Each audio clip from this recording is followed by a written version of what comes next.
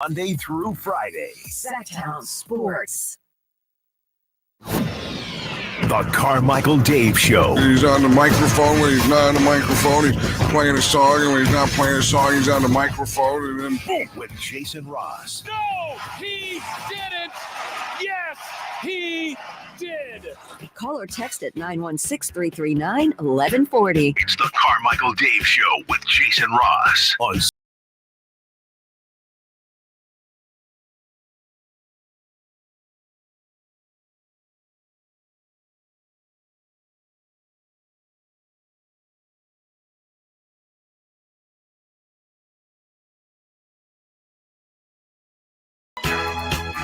La, la, la, la. Hey, if you're awake right now, which if you can hear me, you're awake right now. In fact, Jason, I like to remind myself of this sometimes because it's kind of funny. There are people in this world that this is the first thing they hear all day is us. Hi. Like, they're sleeping.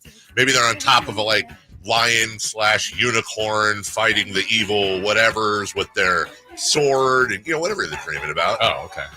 Maybe they're on. That's something that you've experienced? No, but am I the only one that? Yes. What is it?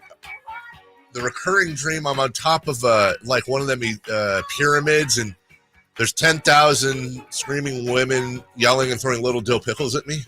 Recurring? No, I've had that one. Yeah, that one. I'm the only one that has that dream. That's a reference, guys. By the way, that's a deep cut right there. Good morning.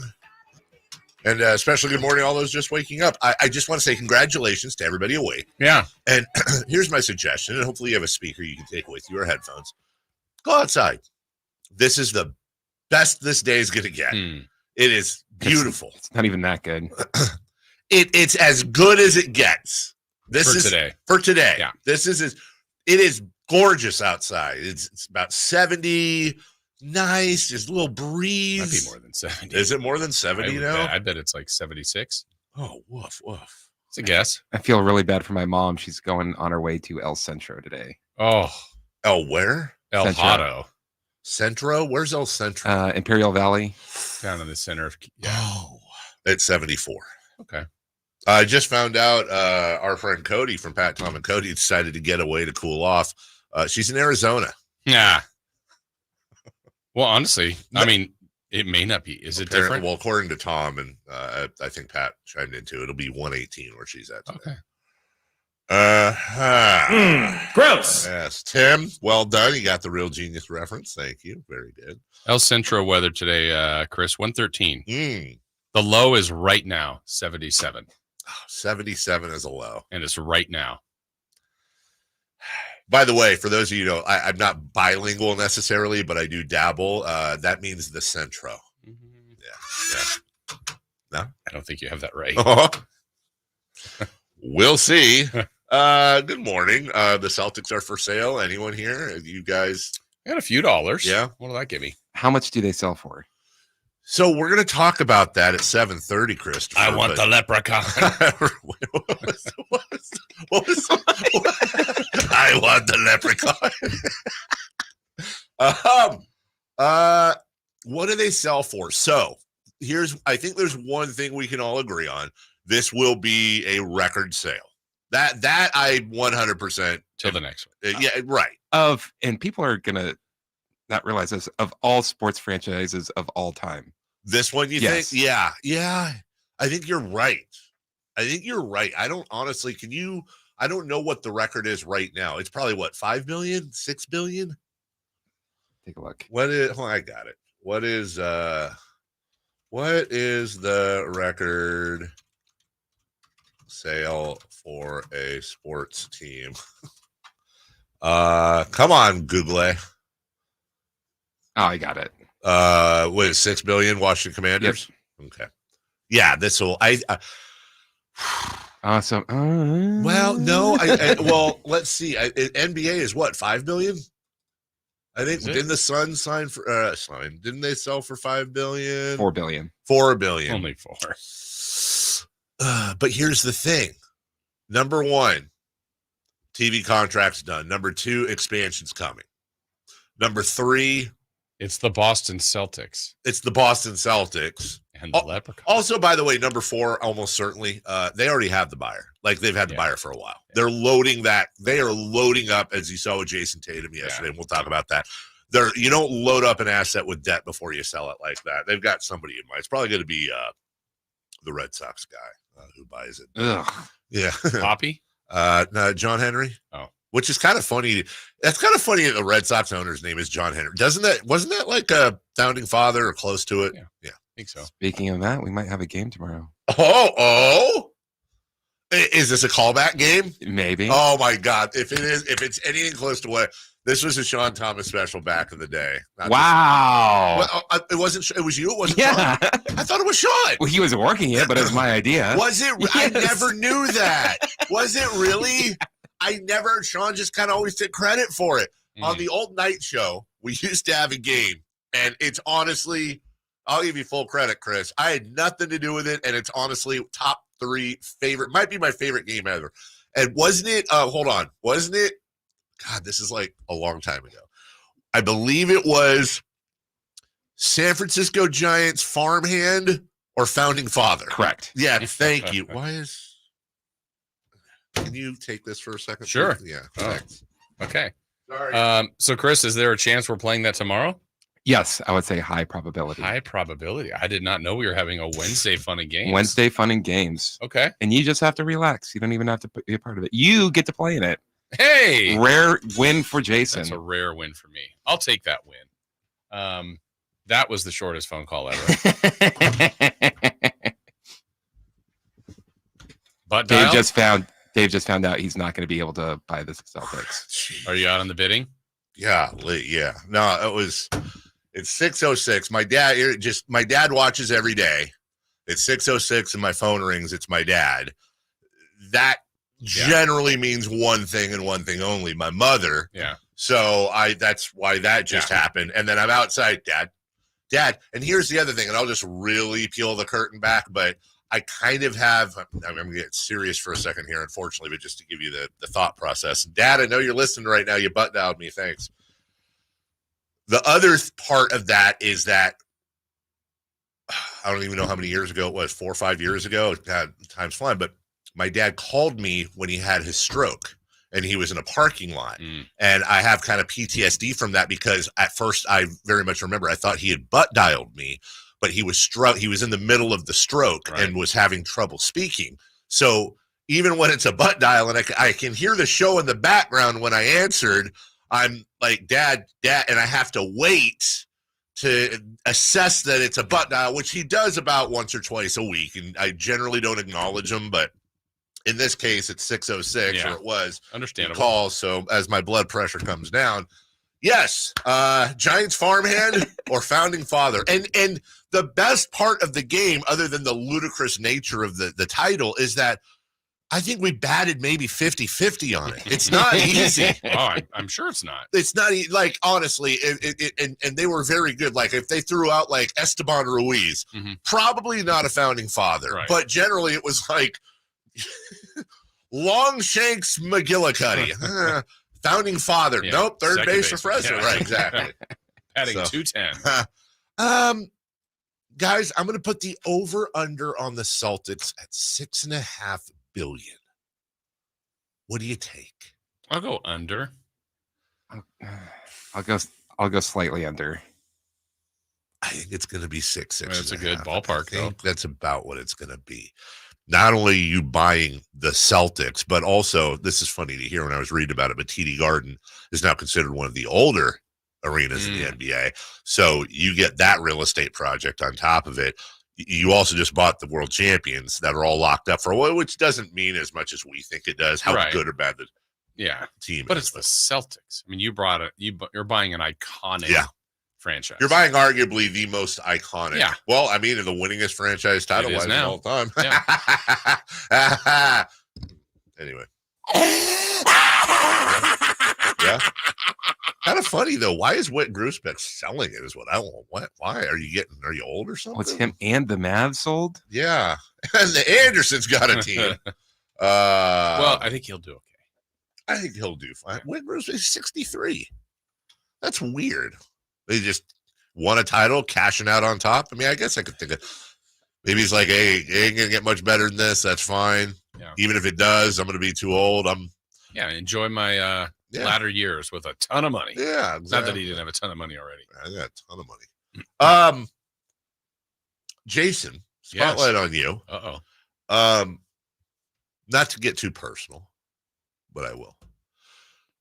Did you, in fact, have to laundry style wring out your underwear yesterday at the end of your golf outing? I did not. But I did play golf in the heat of the day yesterday, and at the Hoff. Did you see that on the side of the cart? I did. Yeah, the Hoff. And it was not crowded at all. I would imagine so. Who'd you play with? I played with the great Steve Buzzard. I know that guy. Long-time voice of the past from the station and the Kings, and so great to see Buzz. By the way, I knew who I just wanted to ask him. That was a setup question. Did you tell him I said hello? I did. Thank you. Yeah. What was he? You know what? He's like, I just realized I've talked to you twice and you didn't like, oh yeah, Steve says hi. So what did you?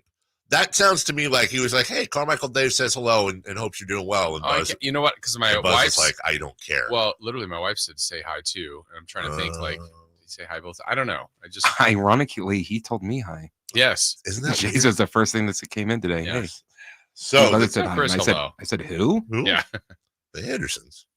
So the two guys literally most responsible for my career here. We're playing golf yesterday. Playing a round of golf. Good really intrigued too when we got there because and I'm sure other courses have this. I've seen them, but they've got like those little golf bikes. You seen those? Like where you put your bag across the middle and you almost like it looks like it's almost like I always think of feeling like a surfboard, but I know what you're talking about. Yeah. Oh, and we both looked at it like next time we're getting that. Yeah, we did. We got a regular cart. I'm surprised you didn't. I know. Intrigued. Interesting. Yeah, but we made it. Hydrated. Yeah, and made it through. Did you have a lot of hydration while you were out there, or did you save it for the end? Oh, I was all the way through. Yeah, just consuming as much water as I could. That's But like I don't know. I mean, you've played golf in hot temps. Like you get hot. Yes, it's hot. Yes. There's no denying that. And then you just I don't know. I don't feel like you get hotter. It's just like I'm sweating. It's hot, and you just keep playing. The times you're in the shade, you're like, "Ooh, this feels good." And then you're back in the sun, and you're fine in shade for sure. And honestly, the most pleasurable part, other than the golf, is the drive from hit to hit when the wind is just air conditioning. Yeah, well, it's a little bit warm, but yes, but it's better. Yeah, I have I should have loaned it to you if I'd have known you were. If I'd have known fan. It. Well, so it clips to the little push down window, so it clips. And then not only is it's a rechargeable battery that'll blow, and it lasts 18 holes, no problem. Not only does it blow water in your face, but it has a little hole on the top that you pour water into, and then you can turn on the misting function. Nice. And it'll just a fan and or mist or both. It just blows it right in your face. If you have two of them, I caught it. If you have two of them, then what? Mister. That's right. Mr. Couple of Mr. Or if you're south of the border, Senor, which is how they're known when they tour. We'll take a break. When we come back, you are bilingual. I am bilingual. I am, yes. I wouldn't say I'm lingual curious. I dabble a little bit. We'll take a break. When we come back, leading off, the Kings, let's throw another name in the hopper. In the Hoffer. Jason Tatum, he might actually buy the Celtics. Yeah, he could. We have the end of the Warriors dynasty courtesy of the Sacramento Kings. Later today, around let's call it 9:30. Let's do it. As promised, Sharks play-by-play boys Dan Rusanowsky will join us. And if you say, well, you're talking hockey, well, guess what? We're also talking soccer at 7 a.m. Soccer. Yeah, talking soccer. The soccer. Yeah, the U.S. crashed out. Yeah, the crash. Damn it, I missed that. Well done. The United States crashed out yesterday. We'll go to a local soccer expert, Christopher Lott, as to why and what's going on. And he and I will argue for a little bit about how I say if the U.S. cared more, they'd be better. And Chris thinks that's arrogant. You think that's arrogant, right? I feel like you do. I just think it's you could say that about anything. No, yeah, it's true. That's true. If we concentrated more on badminton, we'd be the greatest badminton team of all time. I think.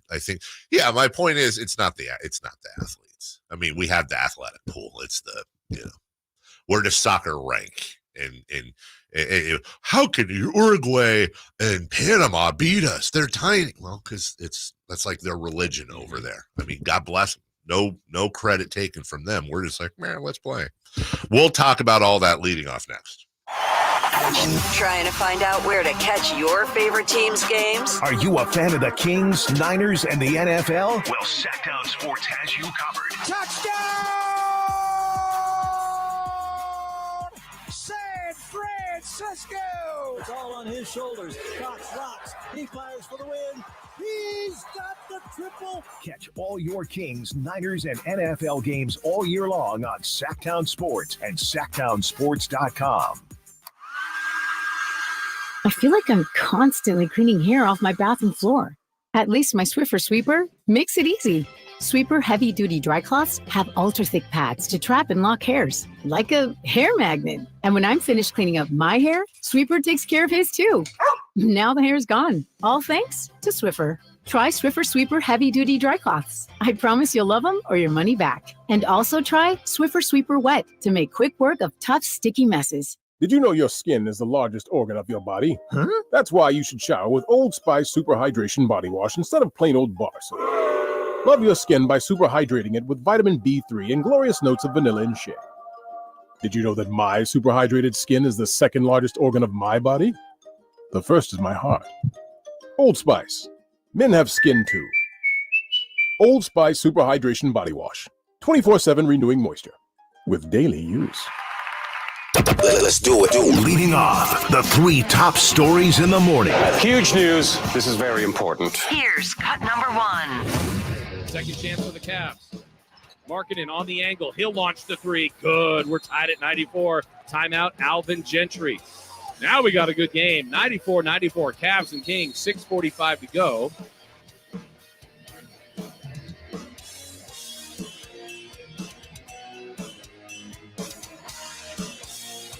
Oh, we're doing a show. I'm trying to explain something to Chris. We're doing a separate bit in here that he probably doesn't want a part of, but it's fun. Lauri Markkanen. This is a name that has been thrown around with the Kings before and now is being thrown around again. Lauri Markkanen of the Utah Jazz, and the Kings are part of that conversation, and the Levine conversation, and an Ingram conversation, and a Kuzma conversation. And I can promise you this. They're having a conversation that we know nothing about. Cam Johnson, maybe? Cam Johnson. Yeah. We know a little bit about that. Yeah. At least it's been mentioned. They are, at some point, if we knew everything on Monty's call sheet, I would guarantee you that they have had deep conversations on somebody that has not even been mentioned. I would agree. In Markkanen's case, this is interesting. This is we're going to get into this at length here in 10 minutes when we come back. But this is interesting, Jason. This is a frontline guy. Mm-hmm. He's tall. Yes. He pulls down a little under 10 boards a game. So it's a different type of player than what the Kings have been linked to, which is mostly wings. This would give you, well, I was just going to say this would give you kind of a wing front line of Murray, Markkanen, and Sabonis. But here's the key here, and this is what Kings fans need to understand. One of two things would happen if the Kings got Lauri Markkanen. Number one, almost certainly, Keegan Murray's gone. Well, let me put it another way. Almost certainly, De'Aaron Fox, Keegan Murray, or Domantas Sabonis are almost certainly gone in that scenario. Or it's a Barnes or a Herter because of the salary matchups. And all your draft, we're talking like 4 first. I would think that's what the Kings would be thinking. I think so. Yeah. I mean, because contract-wise, it's actually very favorable in one sense because he doesn't make that much money now. Right. But that money's coming. Uh-huh. So you wouldn't have to give up technically as much, but we're also talking about Danny Ainge. I don't like trade. I don't like, I like not a huge fan of trading with Danny Ainge. Right. In fact, here's a fun thing for you guys. Not that it's never happened, but like Google Danny Ainge transactions and find the ones that he got the short end of the stick on. It doesn't happen that much. This is the guy that traded the number 1 pick for I don't know what he got, but he traded out of the number 1 pick and still got Jason Tatum, who just signed the biggest contract in NBA history today. Meanwhile, Markelle Fultz is like struggling to make the rotation and start and stay healthy. Lauri Markkanen is 27 years old. He just turned 27 May 22nd. Was the 7th pick of the 2017 draft. Last year averaged 23 points, 8 boards, 2 assists on 48% shooting. If you're wondering the makeup of that shooting, he is a 3-point shooter. That's I think maybe the most attractive thing about him is now you have a stretch big because he is 7 feet tall. He's actually taller than Domantas Sabonis. Made a little over 3 threes per game on 8 attempts last year. 40%. 40% for a 7-footer is pretty darned great. The worry with it, not a worry, but number 1. I know it's a broken record. Played in 55 games last year. 66 the year before. 61, 51, 50, 52, 68. I actually did the numbers per season. It's less than Ingram. Yeah, people that's one of the biggest knocks I've heard about Ingram. Uh-huh. And you're going from, if it's Barnes involved, the guy who's the most reliable, most durable, to 2 players that have missed. I mean, it's not an embarrassing amount of games, but it's a good amount. You're going to that, number 1. Number 2, again, much like with Ingram, you're acquiring this guy in a 1-year deal. Yeah. That's a max player next year. Right. And you're hoping when you make this deal, obviously, you can re-up with him. So now you, again, whether it's Ingram or Markkanen, the question I would ask Kings fans to ask themselves, you're then looking at 3 max players in Fox, Sabonis, and Ingram / Markkanen. You have Monk locked up on a good deal. Keegan Murray's coming up in a couple of years, plus Fox's extension, which is going to be the Maxerton. Is that a contending team? I mean, it's the big question, right? Everything lays out right, maybe. I mean, it's a big maybe for me. And that you don't want to do things on a maybe. And I don't know that there's any guarantees on anything, but you want to feel really good about it. And, as just a counter, because I'm not interested really in giving up on Keegan. Mm-hmm. But if you get Ingram or Markkanen, likelihood of re-signing Keegan when he's available is going to be really difficult if you're intending to sign those guys. So would you put him in a deal? I don't want to. I'm sure that's been thought of and talked about. Don't we have at least 2, if not 3 years with Keegan? Yeah. I wouldn't want to, but right. You know what I mean? If that's, maybe you're not giving up any draft capital. I don't know. Weirdly enough, Markkanen blocks half a shot a game at 7 feet tall. Yeah. Whereas a guy like, I'm looking at comparison, really a Kristaps Porzingis comparison. You can make comparisons, and Markkanen's better in most categories except for blocks. Mm-hmm. But Porzingis isn't the 3-point shooter that Markkanen is. Look, I know it sounds a lot like hey, make a move, not that one. Mm-hmm. I mean, they're tied to. I'm just gonna say again, the worry for me is whether it's Ingram. Whether a lot of these things are just cuts of the same thing. Yeah. Just different levels. Right. Markkanen's a little different because he's a big, but we're acquiring a guy, huge contract on the horizon. How much better does it make the team? Who's playing defense? Right. I'd be far more excited about this stuff if they were linked to guys like I know this isn't the they're not available and we're not talking about it, but like if we were hearing how they're linked to Drew Holiday, right, Marcus Smart, trying to think of a frontline guy other than Draymond Green, but Draymond Green, whatever, not Draymond Green, Jaren Jackson. Thank you. Exactly. Like, is Jaren Jackson available now that they drafted Zach Edey? Probably, almost certainly not, but that would excite me a lot more because we have to play defense. Right. So I know it's a broken record thing every single day with this, but I'm not exactly a huge fan of the guys they're connected to. Cut number 2, please. Biggest contract in NBA history. Jason Tatum, 5 years, $314 million. Deal includes a player option, a trade kicker. Jason Tatum will be the first $70 million a year player in the NBA. This is a big day for Boston. We reported earlier, Derek White, 4 years, $126 million. And of course, their owner put the team on sale today. But this is a Celtic organization that has all their key players locked in on contracts now with White, with Tatum. There is going to be a massive bill to pay down the road, but they still have this group next year without having to make any tough decisions. They can bring them all back. That will change after next season, but there's a window here for Boston to win multiple championships with easily the deepest, most talented team in the league. And Jason Tatum, their best player now, $314 million. Is he their best player? It wasn't Finals MVP.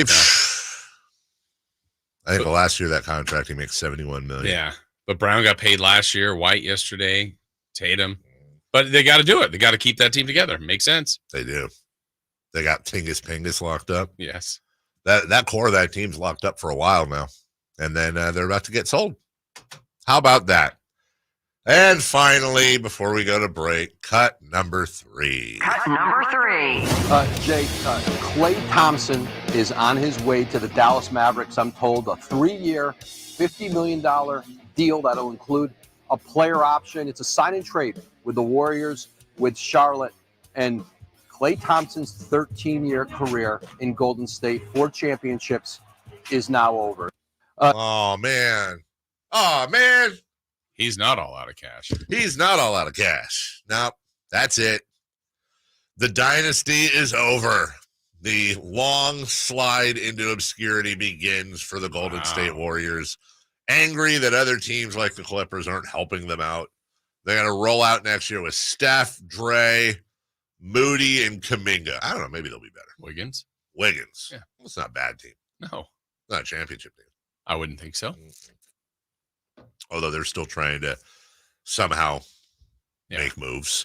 Also, Donovan Mitchell signed his extension today with the Cleveland Cavaliers. Good for them. It's a good day for Cleveland. Yeah, I think it was 3 and 150. 3 and 150. Also wondering where DeRozan's going to end up. Sounds like he's not going back to Chicago. We got a lot of free agency conversation to talk about today. I love what they're saying. I love what they're saying in the chat. Somebody who knows how to make graphics, make one, and I'll post it if you send it to me. We need to have a banner raised at Golden One Center next year that says "In Talks," because we are like maybe the best in the league at being in talks and connected to. We'll take a break. When we come back, Lauri Markkanen, the Utah Jazz. We'll go over his stats, his salary situation, the fit, and the potential cost right after this. The only place you'll find De'Aaron Fox is Sacktown Sports. Spins away from the defender, in the paint, soft floater. That's a great play by De'Aaron Fox. Hey, Sacramento, it's De'Aaron Fox, and you're listening to the home of the Sacramento Kings, Sacktown Sports. Your local sports leader. Toyota's 4th of July sales event ends soon, so get in today for deals on the hottest lineup around.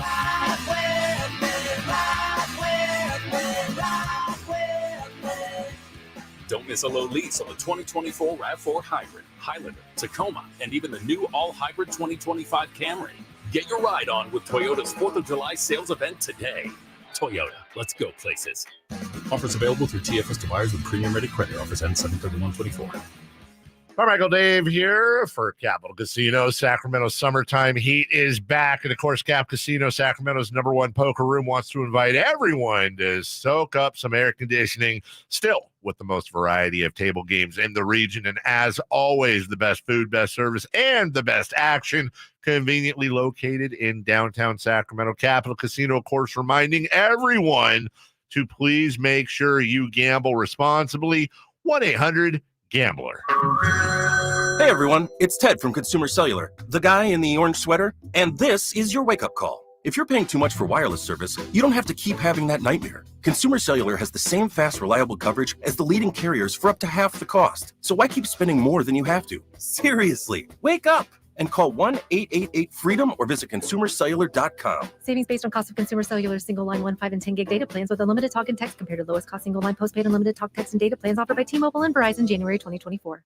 Summer. What's not to love? Well, maybe not the scorching temperatures. Every day can't be 75 degrees with a breeze. So I went to Kohl's and stocked up on looks that'll keep me and my husband cool all season long. I got 20% off already great prices on linen dresses, cute jumpsuits, and comfy polos. Plus, I saved $15 because I spent over $75. And I earned Kohl's cash. So bring on the summer heat. We're ready to weather it in style. All thanks to Kohl's. Select styles. Offers end July 7th. Some exclusions apply. See store or Kohl's.com for details. Get ready for the Kia Vacaville Summer Sticker Sales Event. This is your chance to make it a summer to remember with incredible deals on select 2024 Sportage and Sorrento vehicles. Kia Vacaville is offering an amazing 1.9% APR for up to 48 months for well-qualified buyers. Or you'll get $1,000 bonus cash on specialty tag 2024 Sportage and Sorrento models. It's the perfect time to upgrade your ride and start your summer adventures. Imagine cruising down the highway in your new Kia from Kia Vacaville, enjoying the advanced features and comfort of the Sportage or Sorrento. Whether you're planning a road trip or just driving around town, these vehicles are designed to elevate your experience. But don't wait too long. These unbeatable deals won't last forever. Your adventure starts now at Kia Vacaville, where every journey is an adventure. Visit them today and find the perfect vehicle for your summer plans. Model availability, lease options, and features may vary. Please visit Kia Vacaville for more details.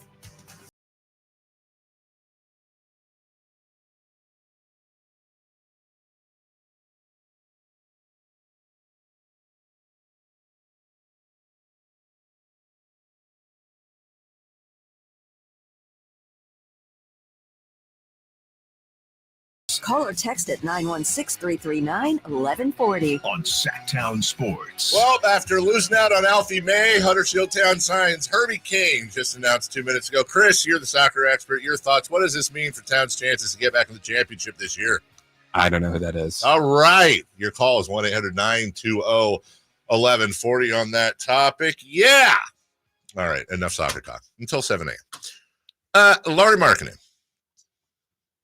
linked with the Kings again. The text line at 916-339-1140 is where you can talk and text, of course. YouTube, search Sacktown Sports, subscribe. Hit 10,000 subscribers yesterday. Nice. The guys behind the scenes are doing a great job growing that channel that has been, I wouldn't say neglected, but, a lot more focus. See, when we focus on something, we're successful at it. You see that? That's going to be a theme today. Here's a comment. Lauri played for the Jazz. I'd miss games too. What? He also played for the Cleveland Cavs, where he played 61 games that year. And then before that, he actually played less games with the Bulls. So I feel like it's not the team, but all right. He played for the Jazz. I'd miss games too. One thing I've noticed, players under Mike Brown don't miss a lot of games. Go get Lauri now, in all caps. He's the win now move. Fits the scoring side of Brown's offense, size at 4 like we need. He's the move for the Kings if we want to win a title. He's that piece, not Kuzma, not any of these guys. And my question to that, because I see a bit of that, who's playing defense? I'm just going to keep I know I'm the kid with his hand raised in class that no one wants to call on. I understand that. Who's playing defense? It's not Lauri.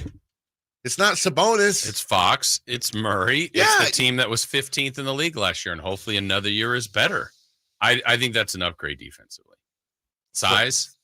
Rebounding's part of defense. I don't know that it's not like it's like an upgrade from like Hydrox to Oreos. Like that's an upgrade. That's they're very similar. Okay. Like you're gonna have a 7-footer and a 6'10" guy on the front lines. That's great. Yeah. But neither is your guy, your defensive dude. Like I worry about that front line defense. I acknowledge that. And by the way, we're assuming it's Fox Monk Murray. Could be Fox Ellis Murray. If true. And now all of a sudden you're different. You're definitely. I'm not worried about the backcourt defense. Okay. I'm worried about the front court. Well, every player they're linked to isn't going to solve that. Yes, yes, that is correct. I agree with you there. So tell me the player that solves that. I don't think you can do it. I know what you're asking for. I don't think it's there. OG Anunoby would have solved that. Can't get him. No. I mean, you're saying solved. Again, we're talking about one player. Sabonis has some limitations. Like if you had OG Anunoby, that would help.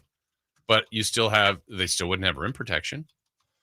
No, they would not. And the only way they're going to get rim, there's two ways they get rim protection. Number one, move Sabonis to the 4 and grab themselves a goal.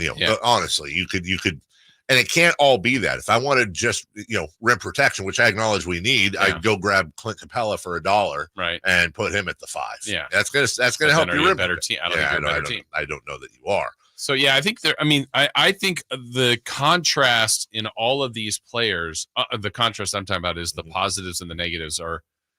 That's always going to be the case, but I feel like it's very obvious in a lot of these situations. I think Markkanen and Ingram are similar in the sense that I think both fits are pretty good. I think the Markkanen fit on a positive, I think, is really good.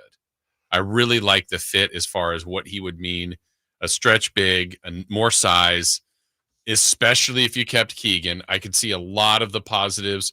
I think his contract today is a positive. In the future, it's a negative. I think dealing with Danny Ainge is a negative, but I think there's a lot of positives there.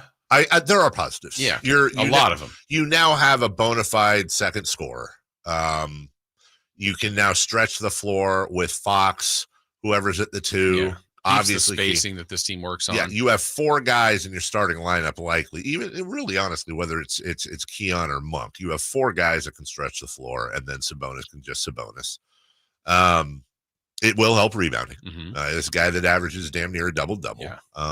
Even though you have the leading rebounder for the last couple of years and the leading defensive rebounding team. Well, what's great, though, is that I don't, one thing about Markkanen and Sabonis playing together is that they're not going to occupy a lot of the same space. Like they're not going to be duplicative. They're not going to double up in the same part. Brooke Lopez. Just you asked me for some names, so now I'm bringing it up. Jared Allen. I still love that Fox and Sabonis both got all defensive votes, by the way. And I wouldn't be surprised if Keegan did in the future. Jaren Jackson. Really wanted to see what DeJounte Murray would do on this team. Bring back Miles Turner. Well, you think he could work with some? Yes. Yeah. I think that's totally overplayed. They did fine. They did just fine. They can't play together, Jason. Exactly. The other thing with Markkanen is this. Again, we talked about it earlier, that you're acquiring a max player if you get what you want. Right. If you get, that's best case scenario is you give him the max next year and he re-signs with the Kings. Obviously, there's that worry that you've got Fox and Sabonis right now. You then move on. You bring in Markkanen, who will be great this year, salary-wise. But then you're going to have to give him the max next year. You'll have 3 max guys, plus you got to worry about Fox's extension, which will be maxi-max. And then you're going to have to get, is Keegan Murray going to be a max player in 2 years? We hope so. Let me put it this way. You can't say, well, you can't count Keegan as a max player and also be dead set against trading him at all costs. Right. Either you don't want to trade him because of how good he's going to be, which means he'll be a max player, or you need to, if he's got a ton of value, you need to trade him right now. Yeah. I tend to lean in the other side, which is the way they throw out maxes these days, that Keegan Murray, if not a max player, is going to be a $25-30 million a year player. All right, here's a what if for you. Who are let's give it Kuzma, Markkanen, Levine, Ingram. Those are the main 4 they've been linked to, right? Yeah. Do you have 2 favorites? Your top 2, your rankings. Well, I have one that's easy. Okay. We'll put the one. Who's the one? Kuzma. Okay. Kuzma would be number 1. Okay.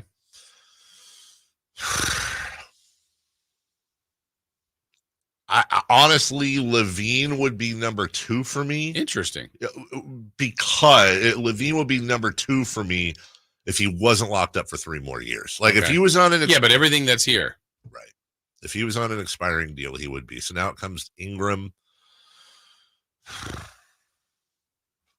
dang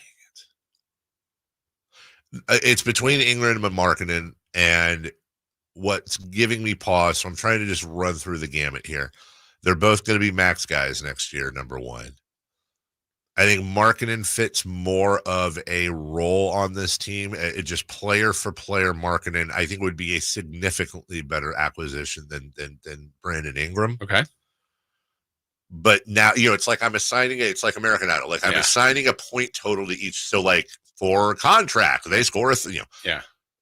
The one that might push Ingram over the top, again, I don't know, is what is the cost? I believe Markkanen is going to cost significantly more than Ingram as far as trade capital. Okay, so I guess I should ask you the question. So I was hoping you give me the two, but let's go with this thought. Yeah. What if you could get two and it costs you Keegan? If you could get two of those four, I would do it. Yeah, I would. Because I mean, and your first one is Kuzma, and I don't think that's didn't seem like whatever the offers were that would be that. But if that second player was Keegan, and obviously that would hurt. But now all of a sudden, if you had Kuzma and Ingram, Kuzma and Markkanen and Ingram, whatever it is. I'm arguing with myself now. Okay, but if with that the caveat, if Keegan was in play and you could get two of them, worth it? No. Okay. I got to argue against myself now. I can't go back. I can't sit here and say my major issue with these deals is who's playing defense. And that's one of your better defenders. And then you're Price and Young, and you're trading arguably your best defender, if not top two. Okay. Because now all of a sudden are we the Suns? Yeah. Are we just a great value version of the Suns? We don't have Durant and Booker, but we've got Fox and a bunch of guys that can score and rebound, and that's great. Yeah. But they're not the healthiest team, and no one's playing defense. There's no cohesion. There's no defensive cohesion. Mike Brown can only do so much with the ingredients he has. That's where it's now. Look, if you were involving Keegan in a deal where, okay. Again, this isn't going to happen, but let me here's a way where I would be like, okay. So if it was like a combination of Barnes and Keegan, but you were getting like Marcus Smart and Jaren Jackson somehow, okay. Now we're talking about something here. Now we're actually having a conversation where, well, okay, that might make sense. And by the way, I don't want to give up Keegan for anything, but just thought I'd throw it out there. No. It's a good conversation. We'll take a break when we come back. Safe or out?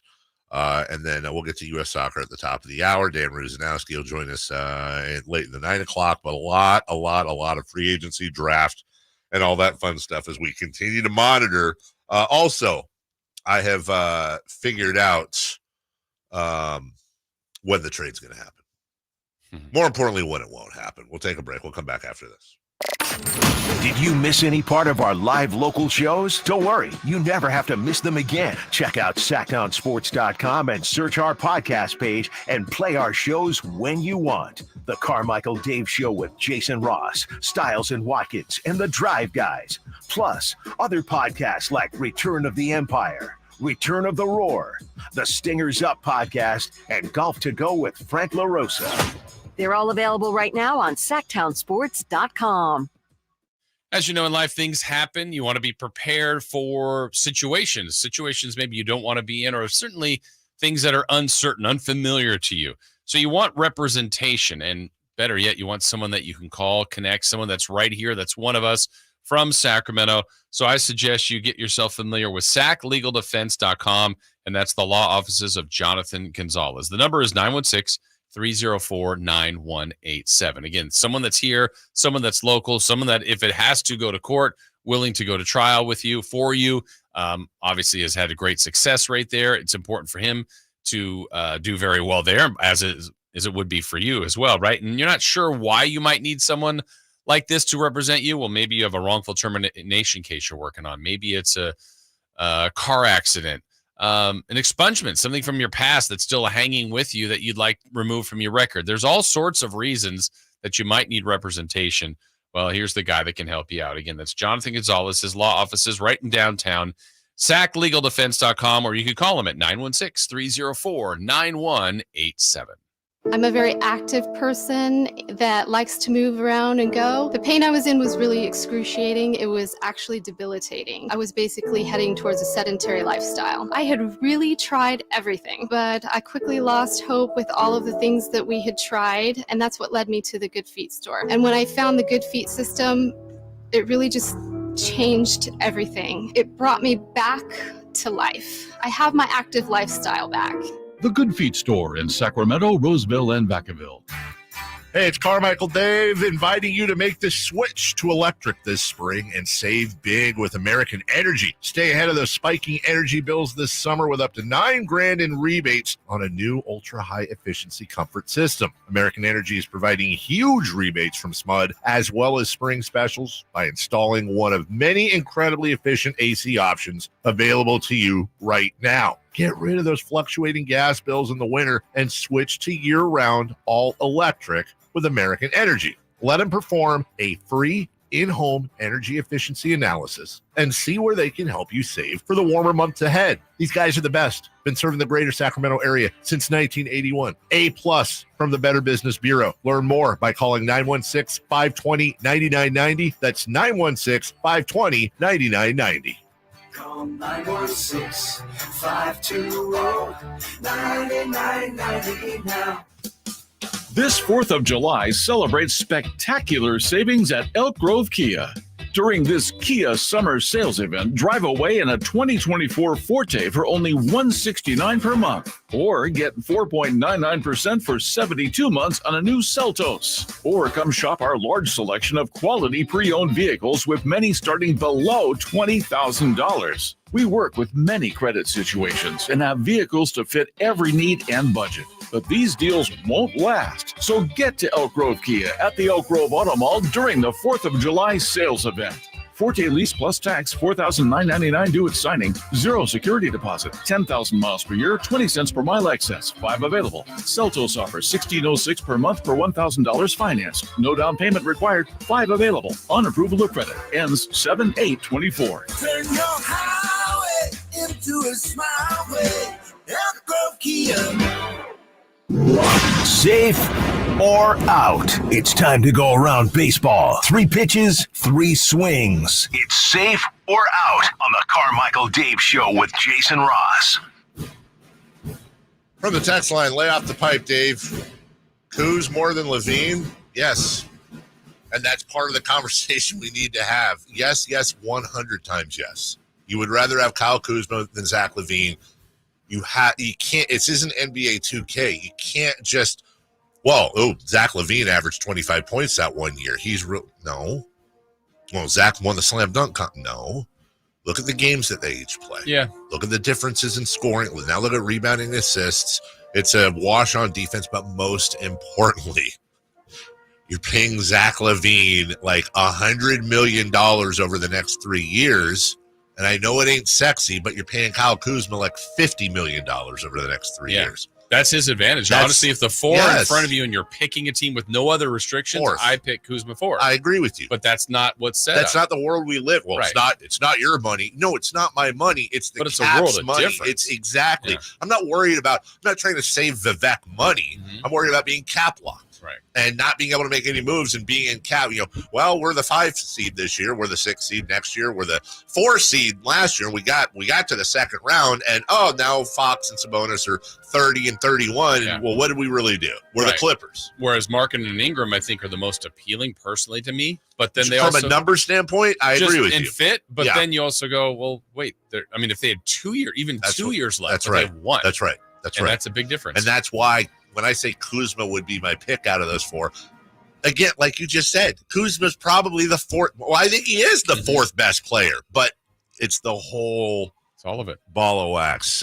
Christopher Lott, safe or out, please. The Mets are 19-8 since May 29th. Yeah, they are. 13-4 since Grimace threw out the first pitch. That's right. And our 1.5 games out of the wild card, safe or out. They'll make the postseason. I'm going to say safe. Is Grimace going to start the wild card game? By the way, it's Grimace. Remember, he's Italian. Yeah. He's an Italian. He's a taste bud. He is a taste bud. I think so. Look, there's a lot of talent on that team. There's no doubt about it. They just got all thrown together in the bowl.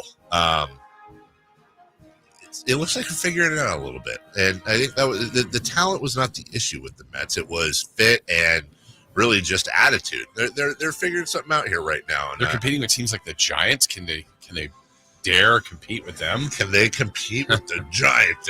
Dun. Exactly. I think they make the postseason. Yeah. Mr. Met. What does Mr. Met think of Grimace? Right. And what does Grimace think of Mrs. Met? Stay away. Where's the hamburger in all this? Right. Number 2, please. The Cardinals are 43-40 and in the third wild card spot. Safe or out, all 3 wild card teams in the NL will be above 500. I think that's safe. I think it's, again, the season's 300 games long. It takes forever. Things shake out. I don't think it's too much to ask to have all 3 wild card teams be above 500. I think that we're now getting to the point where we're in the dog days. The better teams are going to kind of work themselves out, which is kind of the theme of our next question here. But yeah, I think they will be. Yeah, and the Cardinals, I know had a down year last year, but talk about an organization that I think that's overall underappreciated. Aren't they always good, or aren't they always kind of relevant? Cardinals? Yeah. In some way, shape, or form. Yeah, for the most part. They don't win a bunch of championships, but they've won a couple here, and it seems like they're always a playoff team, or at least close to it, and relevant enough. And here they are again. So, Chris, aren't they the best fans in baseball? No. Chris loves St. Louis. He loves St. Louis. Well, who doesn't? Question 3. Lots of people don't. Seattle's once double-digit lead is down to 3 over the Astros. Safe or out, Houston will eventually catch them. My Mariners. They did this last year too, man. They got to figure out how to close games, or close seasons, I should say. I think that's safe. Houston's on a nice run, man. Where did this come from? They were awful early. They were. I was looking at it this morning, as a matter of fact. I didn't realize they were this close now. Remember, it seems like it was like a week ago that we were talking about the Mariners and 3 for Madness having a double-digit lead. Yeah. I think we were talking about, like, could Texas catch them with Scherzer and DeGrom coming back? Since May 8th, when the Astros lost 9-4 at Yankee Stadium, dropping them to 12-24. They won the next game, their final game at Yankee Stadium for that series. They are now 31-16. And I did the math this morning. Actually, I think it's still on my little calculator, Jason. Hold on. So 31-16. Yeah, I did. That's a 659 winning percentage. And if you look at the Major League Baseball standings for the year, the best record in baseball goes to the Philadelphia Phillies still at 655. They're playing on a pace that's the best in baseball, and they've been doing it now for almost 2 months. Yeah, I think the Astros have momentum. Barring injury, I think they catch the Mariners. Yeah, they've got the pedigree, right? All these years to the American League Championship Series and World Series appearances. Here they come. Seattle, be careful. Look out. You know what kind of stinks is the Astros moved to the AL years ago. As a Giants fan, growing up watching Bob Nepper and Mike Scott, and all those guys. Mike Scott clinching the NL West with a no-hitter against the Giants. Kind of stinks that the Astros moved to the AL because it takes away Rangers, Astros, All-Texas World Series. I feel like it should be a rule. If you play in the same state, with the exception of California, we're the only state that have more than 2 teams. Yeah. If you play in the same state, like Cubs, White Sox, right, Mets, Yankees, you should be in separate. Giants, A's, Dodgers, Angels. Right. Yeah. Exactly. It's 2 and 2. Why is Texas all screwy on this? Miami and Rays. Yeah, exactly. What's going on? Yeah, what's going on there, Texas? What is going on, Texas? Yeah. I would like to propose. Let's get Manfred on the horn. Yes. You know what? Let's get. Well, Manfred's on his way out. Is he? Yeah. He's on his way out. He's retired. Still can get him on the horn. I'd like to propose a trade. I would like to trade. Who is? Well, I'd really like to trade the Dodgers, but I would like to trade the. Jason, I've narrowed it down. Who should go to the AL? The Arizona Diamondbacks. Well, I guess actually I should be looking at the Central, huh? Yeah, wasn't. Put Milwaukee back there. You're right. Milwaukee was in the AL back in the Robin Yount days. You're exactly right. Let's trade Milwaukee for Houston. Put Houston in the NL Central, Milwaukee in the AL Central, and be done. Yeah, but then who else goes to the AL West? So you'd have to move somebody to the AL West? Well, you already have. Is it balanced? Yeah. No, because if you're taking Houston out of the AL West. Yeah, you're taking Houston out of the AL West. I guess you could put. So you got to put somebody in the, damn it, the A's. Why not?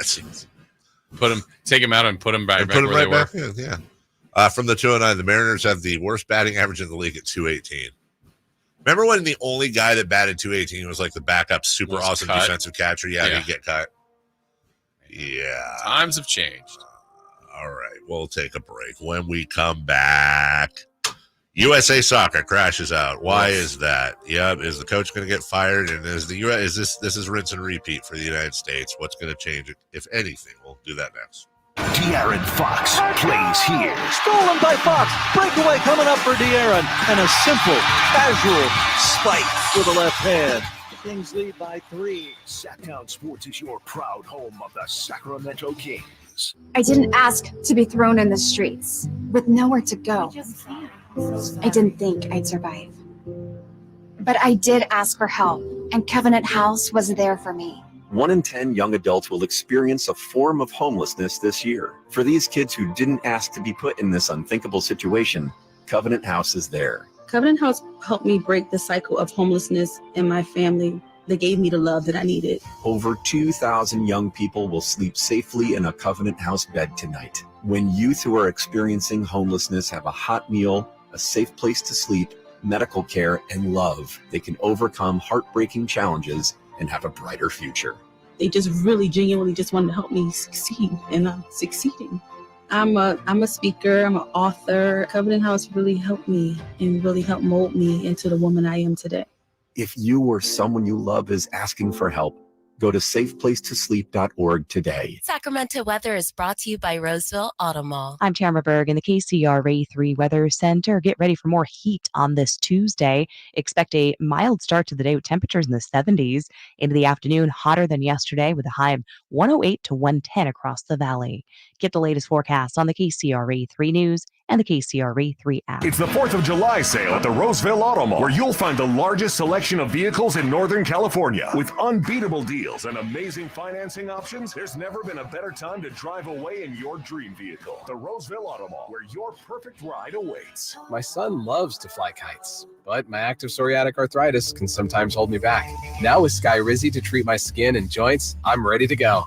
Skyrizi, Risankizumab Riza, a prescription-only 150 milligram injection for adults, helps with less joint pain, stiffness, swelling, and fatigue. For those who also have plaque psoriasis, 90% clearer skin is possible with just 4 doses a year after 2 starter doses. Don't use if allergic to Skyrizi. Serious allergic reactions and an increased risk of infections or a lower ability to fight them may occur. Before treatment, your doctor should check for infection and tuberculosis. Tell your doctor if you have an infection or symptoms such as fever, sweats, chills, muscle aches, or cough, or if you plan to or recently received a vaccine. With Skyrizi, there's nothing like clearer skin and better movement, and that means everything. Ask your doctor about Skyrizi today and visit skyrizi.com or call 1-866-SKY-RIZZI to learn more. Celebrate July 4th with savings at Lowe's. For a limited time, save on the essentials you need to make your garden pop for summer, like Miracle Grow 25-quart potting mix. Get 2 bags for just $16 and get up to 40% off, plus save an extra $50 on every $500 you spend on select major appliances. Hurry, these deals won't last long because Lowe's knows summer savings. Valid through 7/10. Miracle Grow excludes Alaska and Hawaii. Appliance savings vary based on purchase amount, excluding supply. See Lowe's.com for more details. While supplies last. The wait is over. Dell Technologies Black Friday and July deals are live. Check out incredible savings on select laptops and more, like the XPS 15, powered by Intel Core processors. The XPS 15 brings you the perfect balance of power and portability, plus stellar visuals and immersive sound. When you shop online at Dell.com/deals, you'll have access to exceptional tech and electronics, plus free shipping on everything. Don't miss out on Black Friday and July savings at Dell.com/deals. That's Dell.com/deals. Imagine the most beautiful panoramic setting, endless waves crashing on a beach, kids playing in the park. Now, right smack in the middle of your perfect picture, imagine just one piece of litter. It doesn't fit, does it? And it simply doesn't belong anywhere. Certainly not in California. Not even one piece. Good news? If we work together, we will change it all. Clean California. Zero litter is the goal. CleanCA.com. Welcome to Staples, young man. Tomorrow's my big day. Big day? First grade. Aw. Well, Staples has crayons, markers, glue. I need a laptop. Oh, yeah, sure. With Staples Hot Deals, you can save up to $300 on select PCs for school. Wait. The finances are Mom's department. Right. I'm looking for performance, like a Core i7 processor. Boy, first grade has really changed. Tell me about it. Save big on tech for school with super low Staples Hot Deals. Right now, get up to $300 off select PCs at Staples. Ends 8/24. This 4th of July, celebrate in style with Amy's Outdoor Living, your grilling headquarters. From burgers to brisket, Amy's Outdoor Living's got perfect grills for your Independence Day celebration. See the new Red Hot barbecue brands Napoleon and RecTech. Napoleon grills perfect gas and infrared grilling, and they're built to last. RecTech pellet grills built like a tank and offer the #1 rated grilling app. Free setup and delivery with Amy's for grills, $3.99 and up. Amy's also features Weber, Big Green Egg, and Traeger gas and pellet grills. And you got to see the one I got, the Gosney Professional Pizza Ovens. Oh, my goodness. Add some style to your backyard party with new furniture, and Amy's will pay the sales tax on all in-stock furniture and outdoor decor items. Visit their clearance center in the Sacramento store for scratch and dent savings. Amy's Outdoor Living, El Camino near Watt, and inside Amy Ace Hardware in the El Dorado Town Center. From the Power Business Technology Toshiba Studios. Your home for Kings basketball for over 25 seasons. No look, Bibby to Weber, down the lane, flying jam. There's your play of the night right there. It's inside is Sabonis, a two-hand rip, a brilliant pass from De'Aaron Fox. KHTKAM Sacramento, KYMX HD2 Sacramento. Sacktown Sports.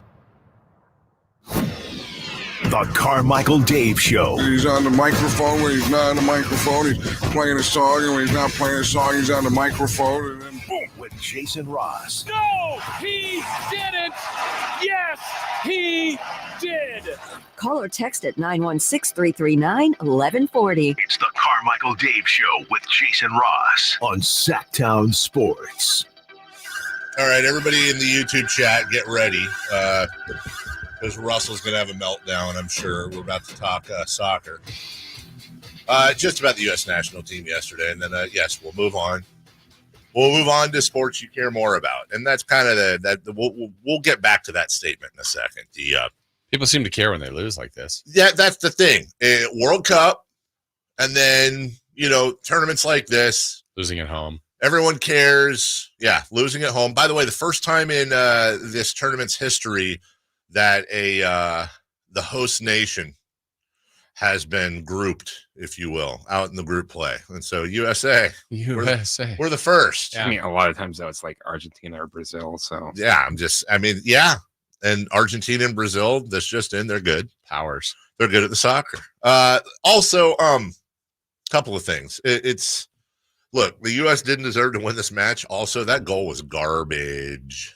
How do you have literally video replay, guys clearly offsides? How do they look at that, Chris, and go, that's a good goal? You've seen the pictures. Well, I don't even know if that was like some of the worst, like the yellow card into playing advantage into, like that was just the refereeing was abhorrent. Yes, but how do you? I can even go, okay, well, the ref's having a bad whatever. I don't know.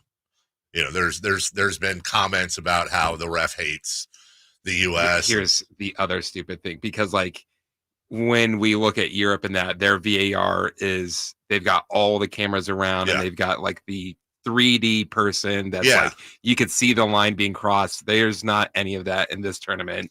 So it's really saying like, okay, we've got an angle of it, but is it the correct angle to make sure that he's 100% offsides because the linesman didn't call offsides, but we've also told the linesman, hey, keep it down unless it's like 100% sure. So it feels like they have no idea what to do about offsides in this tournament. At Copa America, there is no what's called semi-automated offside technology. The video assistants have the legacy version, which uses crosshairs and requires the manual application of the lines to the two players.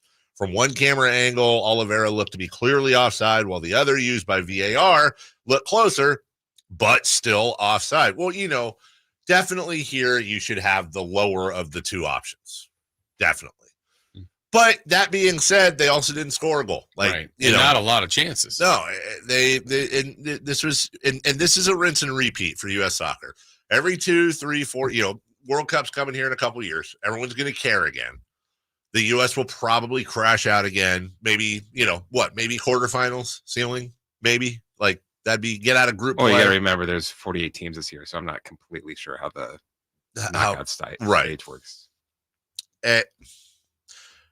And so I got into it on shockingly on social media yesterday because a lot of the questions were, well, you're loco, man. How do you flip it around? How is the U.S. losing to Uruguay, and which, by the way, Uruguay is a world power. And they're a South American power. No, I'm just saying traditionally. I mean, they have didn't Uruguay have more World Cups than Spain? Yeah, but that was like in 1930. I get it. I'm just saying it's a big deal. Hold on. Dad? Hello?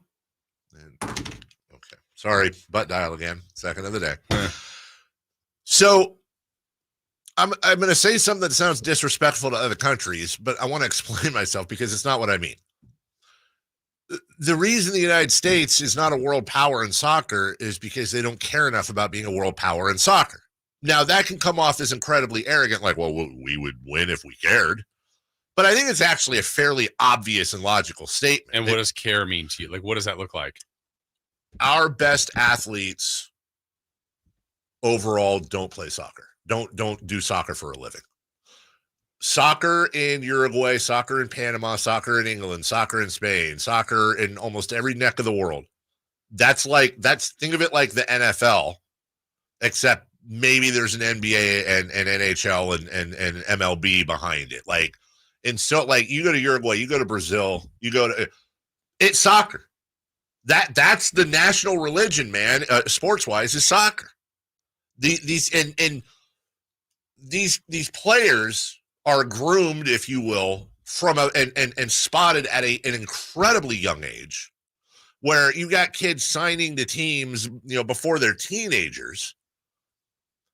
And it's a whole gamut. It's not just the players, it's the infrastructure.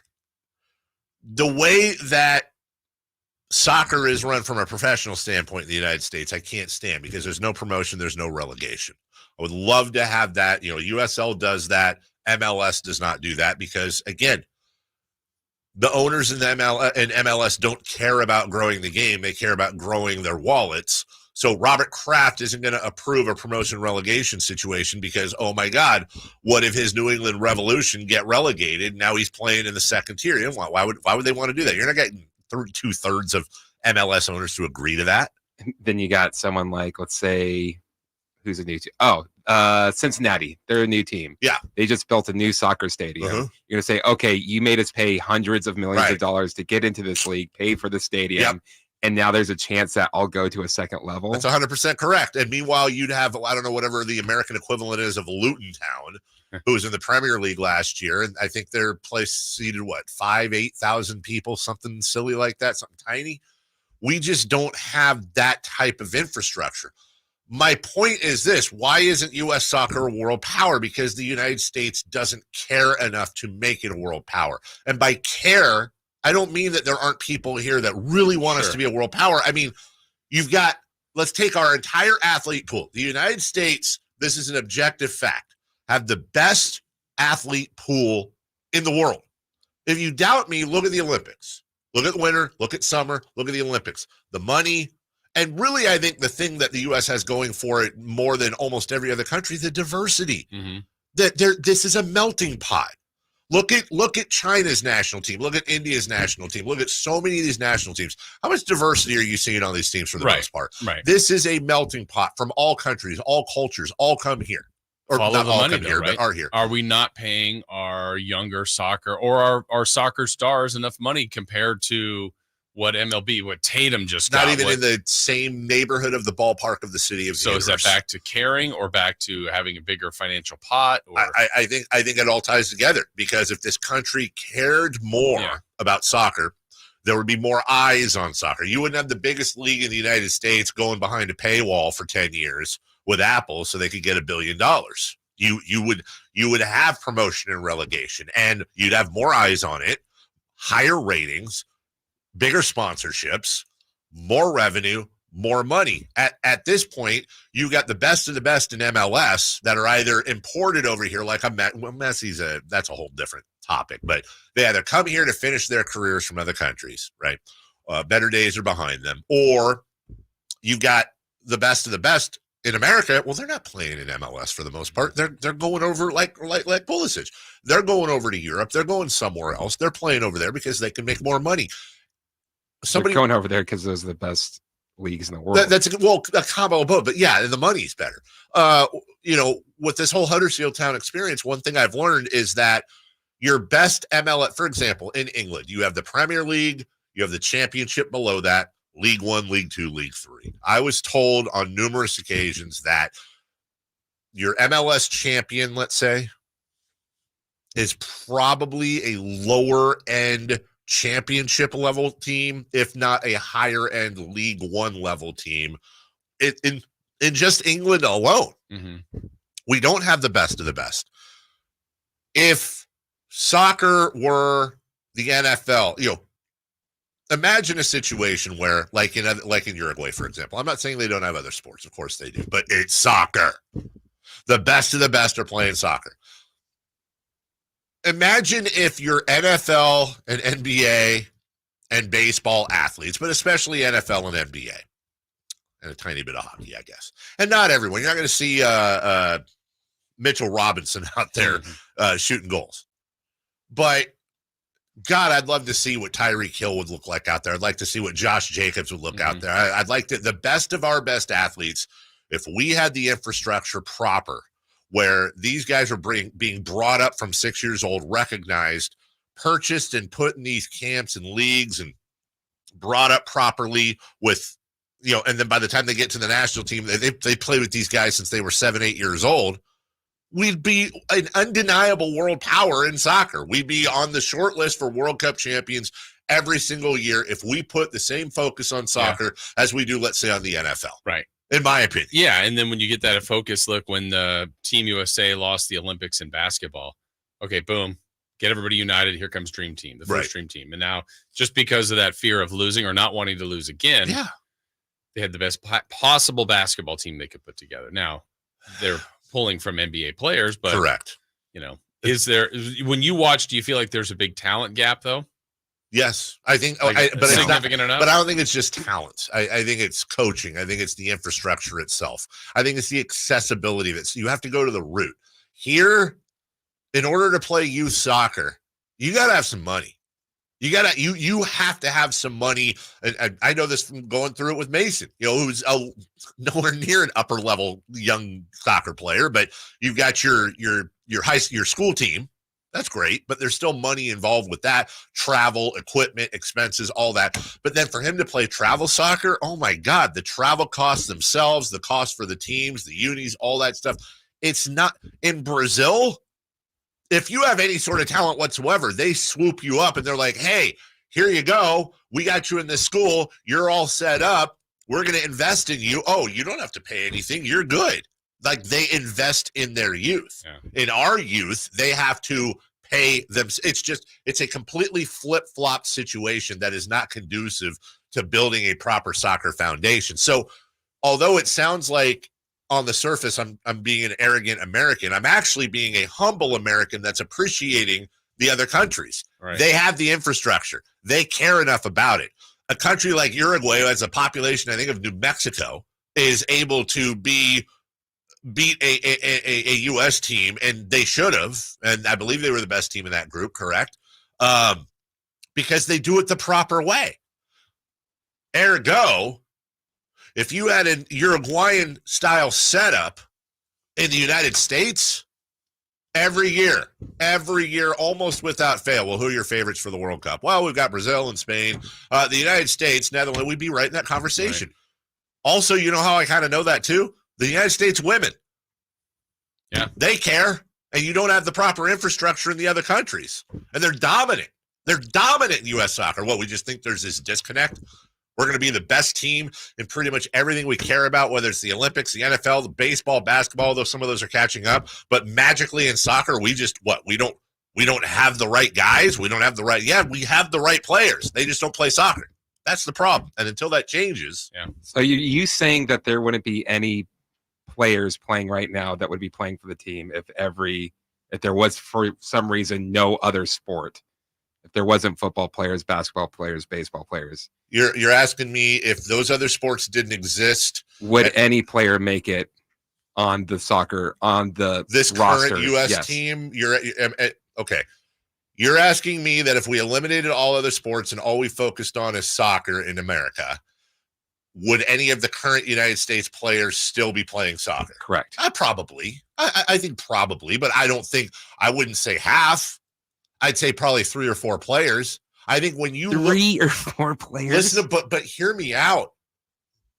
Think about all the rosters, especially in the NFL and NBA. I mean, look, I can throw baseball in there too, but think about all the cornerbacks and running backs, just cornerbacks and running backs in the NFL, and anyone 6'1" and below. Same thing with all the guards, and I'm talking American guards and just that athletic talent pool alone. Add in some track and field, add in some, whatever, NHL, I don't know, whatever. And you have this entire talent pool available. And these guys have had the infrastructure. They've had the training. They've had everything involving soccer and just soccer since they were 5-6 years old. Yeah, dude, I think Tyreek Hill, I'm just using Tyreek Hill, but Tyreek Hill or Josh Jacobs be out there clowning fools. Absolutely. That doesn't mean Christian Pulisic wouldn't be on the team. I think like a lot of the people that you're talking about are too big to play soccer. No, and that's why I'm focusing on specific positions. Like a running back. You can't have like a 5'10", 240. I don't, but that's the thing. I don't think, like, for example, be built like I don't think Josh Jacobs' body type would be like that, but he'd be quick as hell, and he'd probably be thick as hell too. Mm-hmm. You can augment, but you can't teach athlete. You're an athlete. We have, and it's not particularly close, the best athletic talent pool in the world to choose from. It is impossible for me to believe that if you knocked out 98% of the other options and avenues for these athletes to go down, and it was a soccer infrastructure, that we're not going to be Spain, Netherlands, I'd say England, but they've got one World Cup, and since it started, only 7 countries have won the World Cup. Well, it started in 1930. That's what I'm saying. It's only every 4 years, too. It just kind of threw me off. All right, we'll take a break.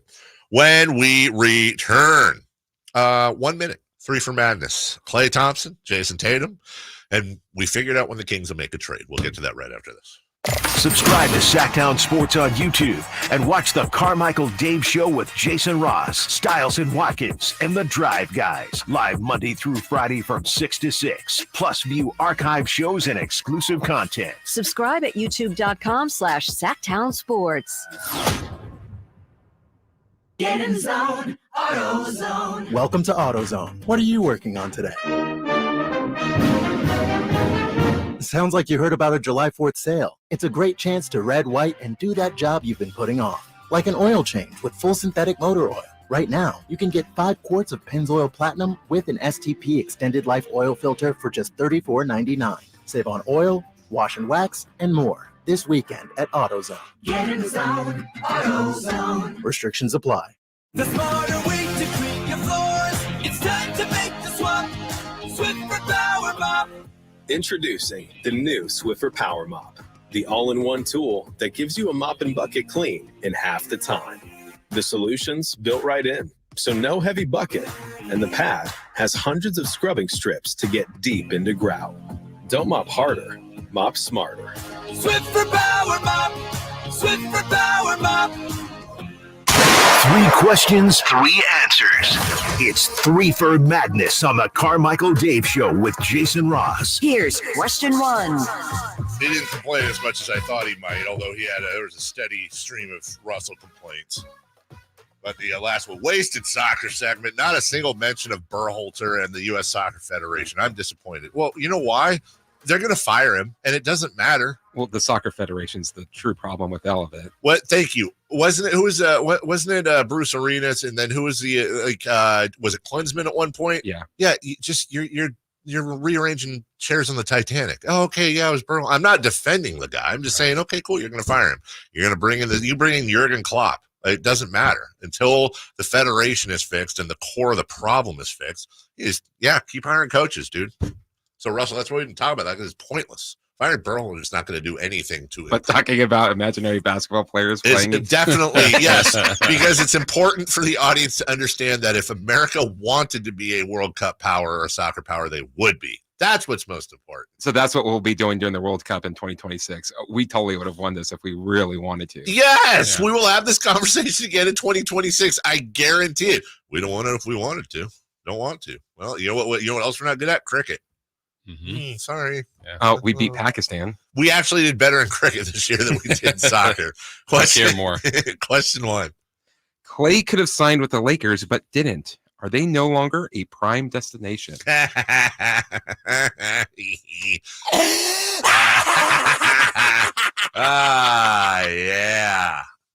love it. Gosh, I love it. Yeah, they're not. Oh, hey, I'm a free agent. Well, it is the Lakers. I am going to get more endorsements probably. I get to live in the great weather and all that. Oh, I'm basically going out and playing for the Los Angeles LeBrons. Jeannie Buss and Kurt Rambis' wife, or whatever the Rambi are, as Sam said, have no idea what the hell they're doing. No, yeah, I'm going to go ahead and not do that. The Dallas Mavericks are a more desirable destination. The Lakers tried to outbid the Mavericks, and apparently they did. And they did. You're right, they did. And still, when was the last time the Lakers offered more money for somebody and they got turned down so you can go live in Texas? Yeah. I mean, the other part, too, is, according to reports, LeBron would be willing to take less money. So now you've got a superstar that's willing to take less money. And the people he had mentioned, at least in a report, was like to add players like James Harden, Klay Thompson, or Jonas Valanciunas. Well, all of them signed elsewhere, and like to the Wizards, right? Dallas here, and then Harden returning to the Clippers. Maybe they get DeRozan, which a return to LA, which that's a homecoming. Yeah, which still would actually I think be a good fit for them. But the fact that other people and Klay could have, he wouldn't be LeBron and Bronny, but it'd be Klay and Michael Thompson, who's the announcer for the games. Like he'd be around his dad every day. DeMar DeRozan coming back to LA like 2 months after Kendrick Lamar's They Not Like Us would actually be kind of hilarious because he said Toronto didn't deserve them, even though he was on Chicago. So D-Rose, Compton native, coming back home. Also, I get that D-Rose is his name and why, but that's always Derrick Rose to me, right? Yeah. Isn't D-Rose Derrick Rose? Or is it Derrick Rose? Just Derrick Rose? Yeah. Question 2, please. Question 2. Jason Tatum will make over $70 million in the final year of his deal. How long until our first $100 million player? I mean, we're, $29 million off? What are we at, 2024? You have to hit some benchmarks, become all-league or an MVP. I mean, could Wembanyama be that guy? Luka? I think Wembanyama could be. I'm going to say, and I might be going too long here, I'm going to say by 2030. 6 years. I don't know that it's too far. I mean, that's still a big jump. 30 more million. It's a big jump. Yeah, it is a big jump. But I mean if the cap for couldn't be in the 100s, it'd have to be over 200. I think that's where we're headed. Is one player going to be half the cap? Jason Tatum, the year after next, will make $54 million per season, followed by 58.4, 62.7, 67.1, and in 29-30, 71.4 million. Now, if Victor Wembanyama, coming off his second championship, is making signs a 5-year, $500 million deal, Jason Tatum's going to look like a steal, right? In 2030. Isn't that crazy? $71 million is about $6 million a month. That's $3 million a check, assuming it's bi-monthly, bi-weekly. It's bi-weekly, right? But doesn't bi-weekly mean twice a week? That's what it feels like. That's what it feels. Shouldn't it be bi-monthly? Yeah. Okay. Right? Bi-weekly. Twice a week. Yes. Whatever. That's $3 million every paycheck. And so what are we looking at? About $1.5 million take home? It's probably more like closer to $1 million take home every 2 weeks. Poor thing. Because he's got to pay like his 401k and the players union, and there's some escrow stuff. $1 million every 2 weeks just going direct deposit. $1 million. I'm going to go out and buy a car. $1 million car. That's a lot of money. It's a paycheck. Sorry, I can't do anything for the next week. I don't get my check until Friday. I'm kind of paycheck to paycheck right now. Jason Tatum's living check to check off of $71 million a year. Question 3, please. Question 3. When will the Kings make a trade? Well, it hit me yesterday, Jason. I told you about this on the phone. You did. I know when they're not going to make a trade. The Kings will make a trade at some point after 9:59 a.m. tomorrow. Don't expect anything before then, because the way it works and the way it just seemingly always works, because we're off Thursday, Friday. Yeah. Tomorrow's Wednesday. So it will happen as soon as we get off the air. Now, Styles and Watkins and be great for them. Be great for them. Yeah.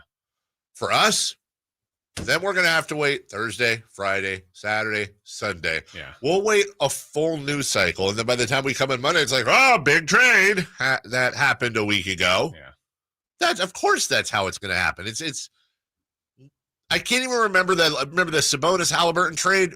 Remember that? I pulled over on the side of the road in the middle of the exit for the Sac Airport? Yeah. And how there's an exit before it that's like now open, yeah. I exited that one so that I could pull over to the side of the road. I think I got on the phone with you and a bunch of other people because I was on my way to fly to wherever the hell I was going on vacation. It never fails, dude. So I don't know why. It's going to happen today. It's going to happen today. No. You know what I think it is? I think somehow in the process of emailing at some point with Monty McNair over the years, I think somehow he's figured out a way to get into my calendar on my iPhone, and he can see exactly when we're not going to be here. Yeah. You have a lot of control over the Kings that I didn't know so you had. much control.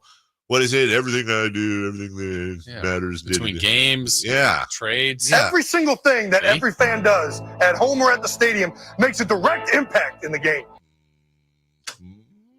You're not the only one I saw that post that or think that. A lot of people are like, it's going to happen because I'm doing this now or I'm doing this. Wow. I'm just saying when it happens that way, let's come back to this conversation. Okay. And if you got a second opinion on that, you think it's going to happen before, 916-339-1140 is your text line, 1-800-912-1140. Yeah, if you don't agree with me, you have a second opinion. Or if you need a second opinion, you can talk to my friends at American Energy Heating and Air. This just in, it's hot. Your American Energy Heating and Air weather report. I just added this to their sponsorship, by the way, on my own. It's currently 78 outside. It will be 100 degrees sharp right at noon.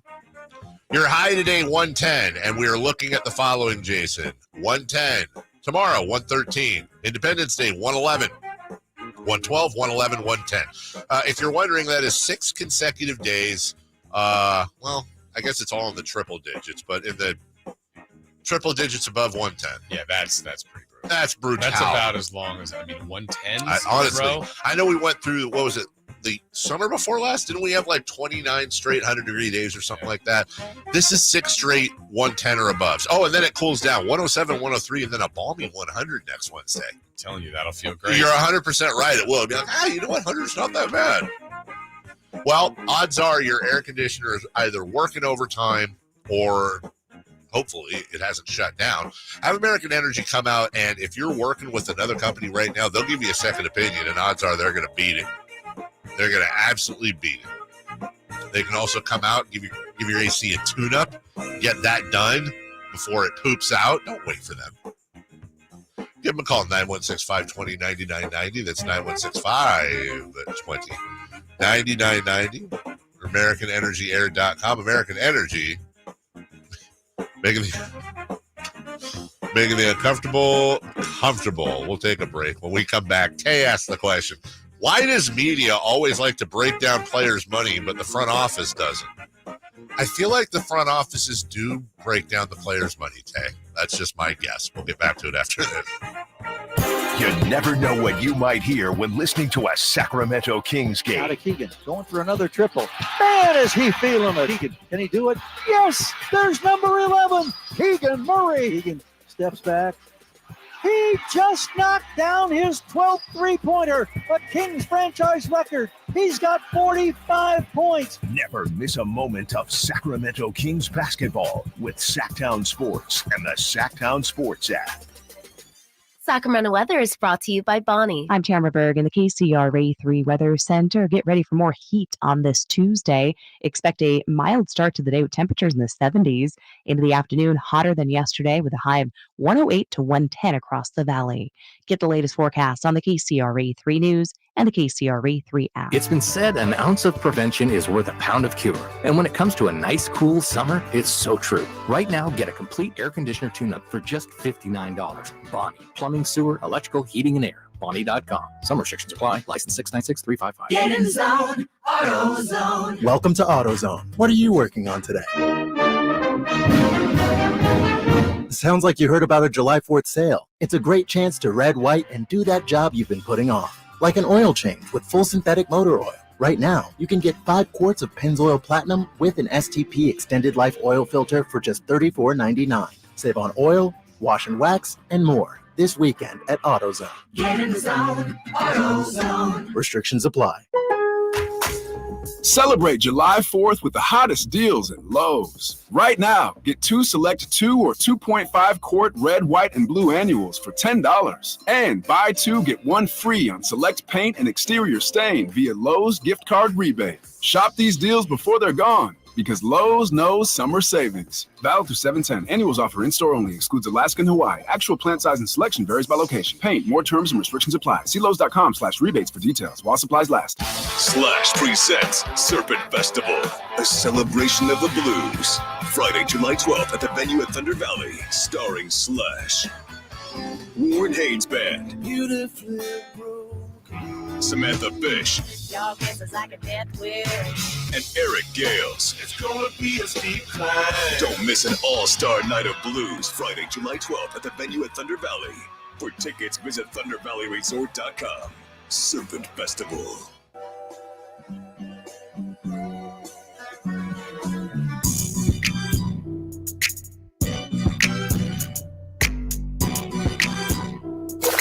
Waking you up with the best in local sports. They just make it interesting, you know? It's the Carmichael Dave Show with Jason Ross On Sacktown Sports. 1-800-920-1140 to call. 916-339-1140 to text. Hello to all y'all in the YouTube chat. Please hit that thumbs up. Make Jason Ross happy. As draft news, free agency news, trade news, everything else comes in, we'll, of course, have you covered throughout the day, from us to Styles and Watkins to Whitey and Kyle later this afternoon. In the meantime, Jason Ross, the Boston Celtics are selling. Whit Grusbeck and his ownership team announced that yesterday. Talk about, going out on top. And,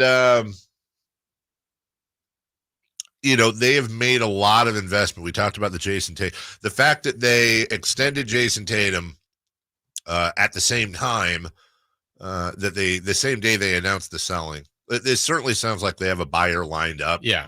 And generally when you are selling a business, you're not going to load it up with debt before you sell it. You want to wait for input from the potential owner to make them more marketable. But in this case, I think the fact that they are locking up these players makes this team more marketable. And again, let's not get lost. How well a team does in the standings is fairly low on the list of reasons why people buy teams. It's about the other things involved, if you will. But it's interesting that not only the reigning world champions, and yeah, I said world champions, by the way, but also the Boston Celtics are for sale. Yeah, and I think when a team seems like a cash grab. When a team goes for sale, I always think, okay, why? It's a net win, right? Regardless for Wyc Grousbeck, that he's going to do just fine.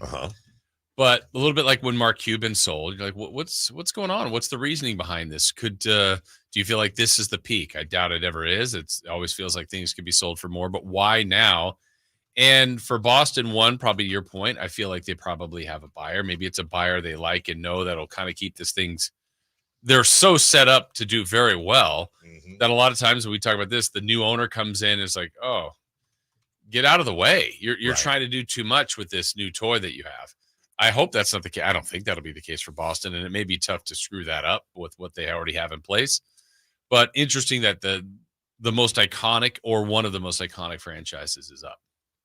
If you're the new owner of the Celtics, we've talked, like you mentioned, we talked about new owner syndrome before, Ishbiitis. Yeah. The best thing that is the ultimate, dude. Just shut up. Yeah. Get out of the way. And cheer for the team and get the hell out of the way. Because the Celtics are. Enjoy what you got. Absolutely. They are as well-oiled a machine as there is in the NBA. Yeah. You're not acquiring Charlotte. God, no. No, Detroit. you're acquiring the anti-Charlotte, the anti-Detroit. And on top of that, I haven't looked at this in a while. Let me give you a number here. Brad Stevens, who is the co-architect along with Danny Ainge, who is now departed. But Brad Stevens is 47 years old, Jason. Okay, that's relatively young for a GM. Joe Mazzulla just became the youngest, or I think tied with Bill Russell for youngest coach ever to win a championship. He's 36. Your GM and your coach are 47 and 36 years old. You've just locked up your core for years. And the core that you have, Jaylen Brown is 27. Drew Holiday is the eldest at 34. Kristaps is 28. Tatum is 26. Derek White is 30. You have a GM coach battery that is among it. Honestly, God, that's got to be the youngest combined age in the league. I would think so because Mazzulla's the youngest, right? And then the youngest to win a championship. I don't think he's the youngest coach, but when you combine. He might be, though. You know what? You might be right. But, yeah, so GM coach, you got the youngest battery in the league from your front office. And then there is no team in a better – even my Oklahoma City Thunder, with how much I love what Sam Presti's done, you've got – they might be the most together all-around franchise in American sports. You have the market. You have the history. You have the new stadium coming. And what they are now, the reigning champions, and no signs of going anywhere with a young nucleus player and coach and GM locked up. Like, get in there, shut up. And if I was buying the team, I'd say, look, I'm going to buy this team on one condition, dude. For the next 10 years, I have carte blanche to call you and ask you advice because you guys have done it right. So it's going to be a WWWD bracelet. What would Wyc do? And I would use that as a resource. The problem is generally if you have that much money that you can buy a team, you don't need help, or you think you don't need that's help. Exactly right. You have been uber successful and you're going to come into the thing. And this is, I can almost guarantee you that some sort of sentence like this will be uttered at some point. Wyc and everybody have done a great job, but as always, if you ain't improving, you ain't trying. So we're gonna disrupt some things here. That's always how it starts, man. He's done a great job. They deserve all the credit in the world. This team is humming.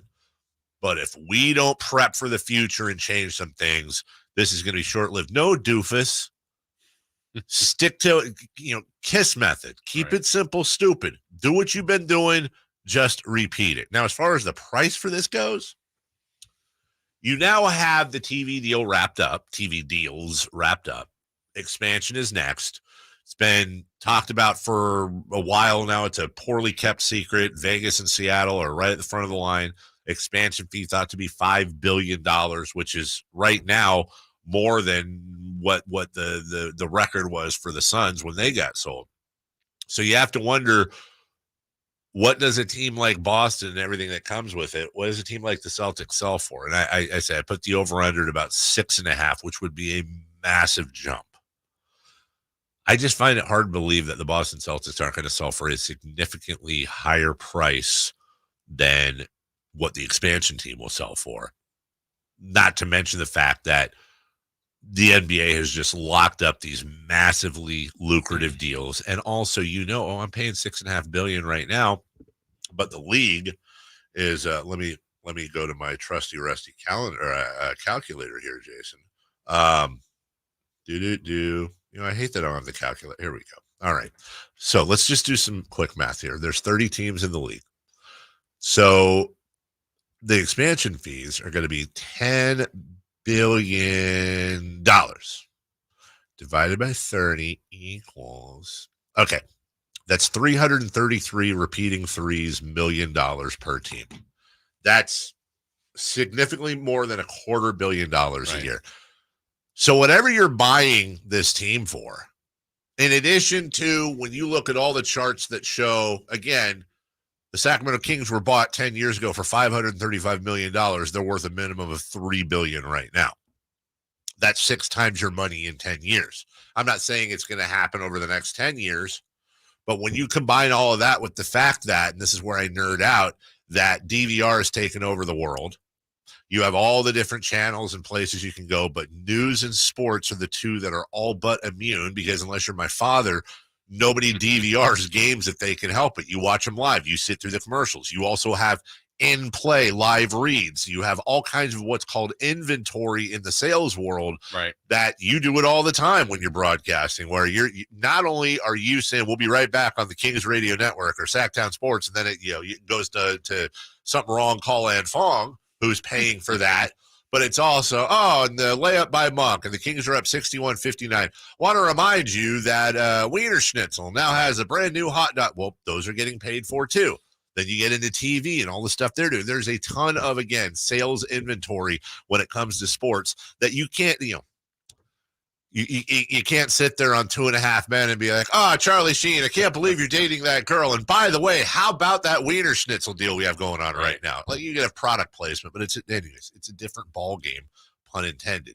So yeah, I think $6.5 billion that's the over-under. That's crazy. That's a lot of money. Yeah. Well, we say that now, but we thought $535 million was insane. Yeah. For the Sacramento Kings. I can promise you this: someday we're going to look back and be like, "Wow, $25 billion for the Mavericks? What? Yeah, I can't. It's not going any higher."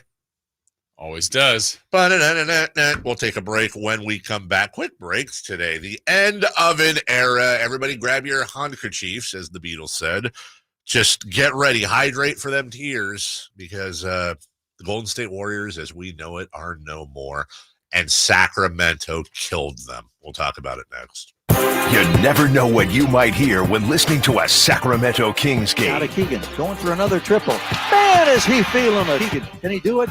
Yes, there's number 11, Keegan Murray. Keegan steps back.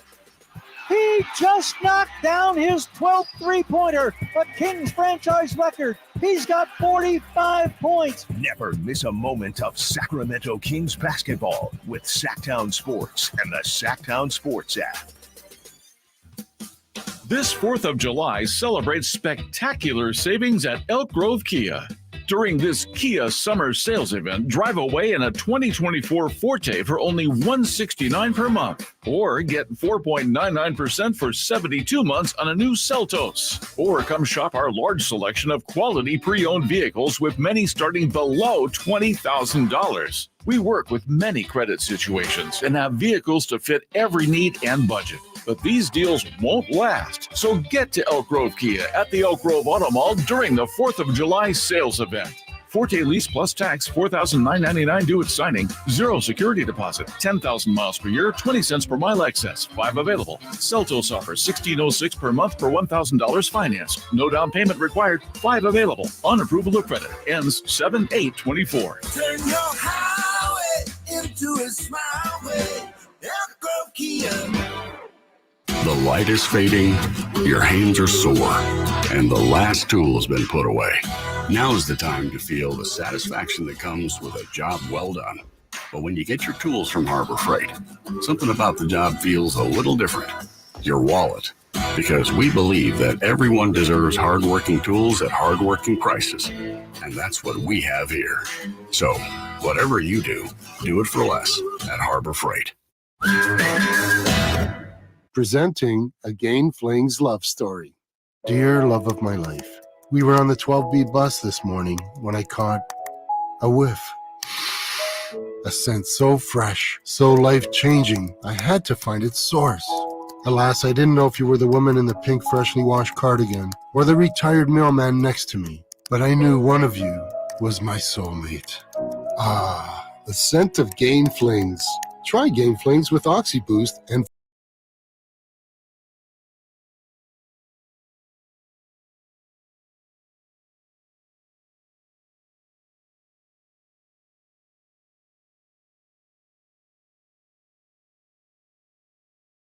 the morning to get your sports fix. Live and vocal. The Carmichael Dave Show with Jason Ross.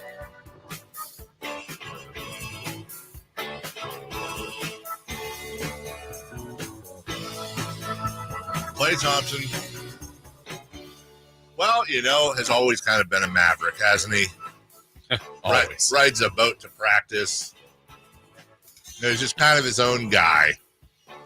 Which maybe that part of that's when you grow up as the son of a number 1 pick in all the NBA.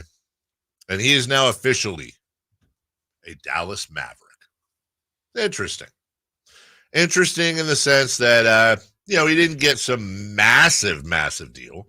3 years, $50 million, Yeah, less than 20 a year. Hell, Malik Monk's making more than he is. But he does join, and let's not forget, no state tax in Texas. That probably doesn't hurt. He joins the defending Western Conference champs, who have made some pretty decent offseason moves of their own. And now you're rolling out a lineup of Luka Doncic, Kyrie Irving, Klay Thompson, PJ Washington, Daniel Gafford. Yeah. That's an interesting lineup. Yeah, I mean, I've said this for a while about when we talked about Luka and the comps to James Harden, like tough to play with him. I'd said before, I thought Luka needs to find someone that's a low volume dribbler that score, catch and shoot. I said Klay Thompson in his prime. Mm-hmm. Well, they got Klay now. I don't think he's in his prime, but he's still the reason I would like it for Dallas is, so let's think about high leverage situations that they've just went through in the playoffs. If big corner threes or big shot attempts are now going to Klay as opposed to Tim Hardaway Jr., PJ Washington, Derek Jones Jr., they're better off. Now, there's some defensive questions. He's not the same defensive player. That's correct. And, you're giving up some things too, but it's not prime Klay. It's still good Klay. And there's, Klay he'll have 30-point games for them. He will. I definitely believe that with the pressure that Kyrie and Luka will provide on defense. So I think the fit is really good. And honestly, that might be why Klay chose them. Am I being silly when I say that I'm almost, as a Mavericks fan, I'm honestly almost as excited for the Najee Marshall signing. Mm-hmm. I really like that signing. I do too. Mavs at all. That toughness, perimeter. You lost Derek Jones Jr. Right. That's, in Hardaway you traded, but I think they've done a nice job in replacing those two. And trying to, again, I really like this team on paper. You're trying to guard Doncic and Irving, and you just added Klay Thompson. Let's not forget, by the way, PJ Washington can score, and PJ Washington can stretch a little bit. And now you're rolling in whatever it is, Derek Lively, Daniel Gafford. You've got a young core there. And let's not forget Olivier Maxence Prosper, former King, almost. What the hell did he do last year? 3 points, 2 boards a game. Did the Kings make a mistake? Yeah. But a lot of it feels like of all this, and it's probably the case for all the teams with great players, but to me, it's on Luka. Can he be not better offensively? He's pretty good there. Like conditioning, defensively. I mean, the Celtics were seeking him out. I would say this. Game 4, Luka might give the Celtics a run in the finals next year. I don't buy it. I saw it once, Bear. I just feel like also Boston was like, we got games to play with. Right. Once it got bad, it was like, all right, you won. We'll get you the next game. And they did. Easily. Apparently, Klay Thompson said he felt disrespected. Who was it? Was it Richard Jefferson that said he was on an elevator with Klay at some point during the season? And, he said something like, keep your head up or stay positive or something. And then Klay's response was, they need to pay me my money. I mean, Klay Thompson has the opportunity here to go from like a fairly likable maverick, pun intended, kind of great personality to just being the wienery of wieners, and there's already a little bit. I don't feel that. You don't feel the weaning, if you will, with him. I mean, he did. Klay. There's that report that came out that said that him and Draymond Green were both like in the same spot of the team getting tired of them. Yeah, well, of each of those guys. That Klay behind the scenes, and again, this is behind the scenes stuff. Which is like, it feels like the Warriors doing this now of the, it's not our fault. Right. Well, they said they're going to retire his jersey. Whatever that means. Also,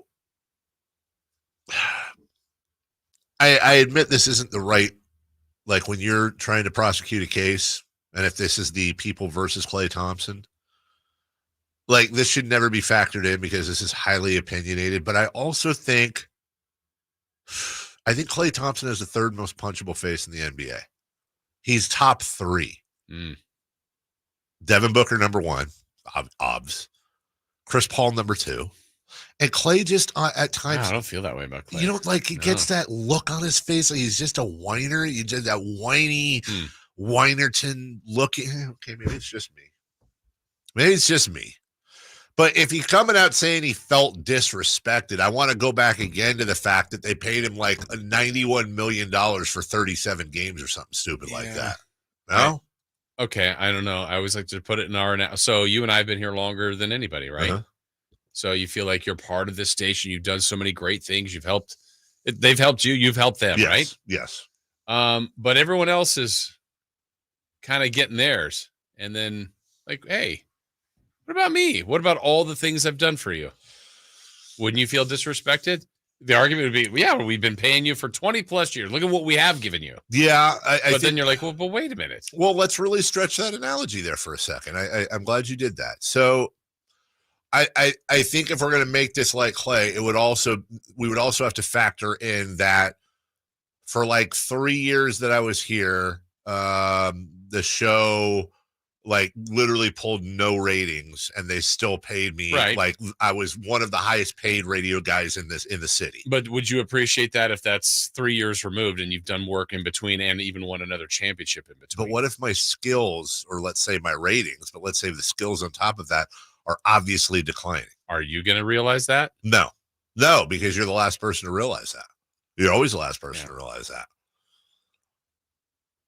But you also know that, wow, the Clippers, the Mavericks, the Lakers, a lot of people are interested in you. Mm-hmm. So it's like, why do they? I haven't even been with them. They like me. These other radio stations like me. Why is my own not? Didn't the Warriors offer him more than what he ended up getting though, or somewhere near? I think. Oh no, didn't he end up taking? I think it was $2 million to $2 million more over the life of the contract. I want to say to go to the Mavericks than the Warriors offered. Was there a Warriors offer? I thought there was. I could be. I thought there was. From the 916, super punchable face. See? Okay. Everybody thinks that. You tweeted that. You texted that in. Yeah, I don't like Klay. Oh, right, so right. Hey, maybe it's just me then. No, I'm not saying I just don't see the punchable face. Put that into, but explain why you don't like Klay. He feels like, it kind of feels to me how I feel about him is it feels like he thinks that he's Steph. So do you? Because one of my issues with him is I feel like there's entitlement. Yes. Okay. I do. Which a lot of this money stuff is like, dude, you've had like 2 horrific injuries. Right. You're not a top 20 basketball player. Right. You're declining. You had 2 horrific injuries. You missed almost 3 full seasons. You were still one of the highest paid players in the league. And you know what? How about meanwhile, you've got, I'll say this, you got LeBron James over there who's been with the Lakers far less than the Warriors saying, hey, you know what? If it's the right guy, I'll take less money. Right. And Clay's like, nope, give me all. I feel like one of the right guys was Klay. So how does Klay not feel like, look, I got one of the greats of all time that's like, hey, I want to win a championship. I think you will help me get there. Whereas the team that I did win championships for is going, yeah, it's time. Also his 4-ring stuff whenever it's just like. that part I don't like. Oh. Okay. I could be. But by the way, I guarantee you there's probably a lot more people that love Klay or that are huge Klay fans like you than huge Klay. Yeah, that's my guy. Yeah, Cody on the chat says that he's a whiner. Yeah. Okay. Then again, I guarantee you everybody else thought DeMarcus Cousins had a punchable face. Yeah. You know, I don't know. No. Like punchable face to me means like no matter what this person does or says, I want to punch them in the face. You know, that's a decent. You know what? Also, did I err by not putting Dylan Brooks in the top 3? Who's more punchable? Who would I take out of my top 3 of punchable faces with Booker, Paul, and Klay? I feel like I take out Chris Paul, weirdly enough. Does Chris Paul really have a punchable face? He's Dylan just Brooks is on the same page as Klay? I think, no, Dylan might be number 2. Okay. But Klay made the all punchable face first team. Wow. And I don't mean like I'm not advocating somebody should punch Klay. No, I know, but that means like he's one of your least favorite players. Really? I'm split on Klay because I also like him. I'm kind of a little when it comes to Klay Thompson. Like I said, I love the personality. I love I don't know why, but when I said this yesterday, when he said to Charles Barkley, when Barkley was saying, you're not the same, he's like, man, I'm trying my best. Like, I don't know why, but it was like this insight into his humanity. You wanted to hug him. I wanted to hug him. Yeah. And while punching his face. 100%, right, just like a noogie. Yeah. I really felt for his humanity there. And obviously, this is sports hate. Yeah, like I'm sure personally, I'm not sure, but Klay might be out on the boat with Klay, hanging out, listening. I bet he'd be a good hang. Yeah, that's what I'm saying. I agree. And help me understand. There's a difference between basketball player and person. Right, exactly. Rest his soul. It's the old Kobe Like Bryant the one thing. I would always say, like Michael Jordan, you want on your team. I would never want to hang out with Michael Jordan would not be a fun hang. Who was it I heard yesterday? It was as we go to break here. It was Jeremy Roenick. But a fun hang, you're saying you'd still want to punch. NBA punch. Not in-person punch. Like Klay Thompson, cool dude on a boat you want to hang out with. Klay Thompson. Teammate. Punch him right in the face. Yes. Quit your belly aching, Klay, while you're limping around going 0-10 and wondering why you're disrespected. Draymond punched Poole, not Klay. Now I'm trying to think, would Draymond be a cool hang? I don't think so. I'm on the fence on that one. I feel like he's the guy that's always like, he's like the. Is he the guy in the group that's always challenging everybody in the social scene and exactly challenging everyone's manhood? And just at some point, you're just like, dude, yeah, I get it. You're a professional athlete and you can beat me up. Like, can we play the video game? Like you beat him in NHL 97. He's like, yeah, good thing this isn't real life. I'd beat your ass. And you're like, I get it, but I'm beating you at the video game. I can't talk trash at you. Like, also not on that, but just the feeling you get from him if you're watching a movie. Oh, that wouldn't happen. That would never happen. But I kind of get that feeling with you sometimes. She wouldn't go in there. We'll take a break. When we come back, all right, let's add another name to the Kings River Mill. Lauri Markkanen, you're on the clock. We'll talk about that next.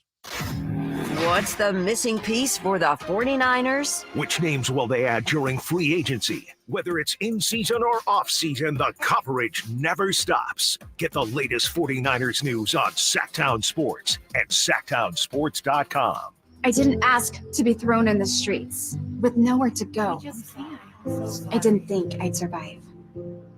But I did ask for help, and Covenant House was there for me. 1 in 10 young adults will experience a form of homelessness this year. For these kids who didn't ask to be put in this unthinkable situation, Covenant House is there. Covenant House helped me break the cycle of homelessness in my family. They gave me the love that I needed. Over 2,000 young people will sleep safely in a Covenant House bed tonight. When youth who are experiencing homelessness have a hot meal, a safe place to sleep, medical care, and love, they can overcome heartbreaking challenges and have a brighter future.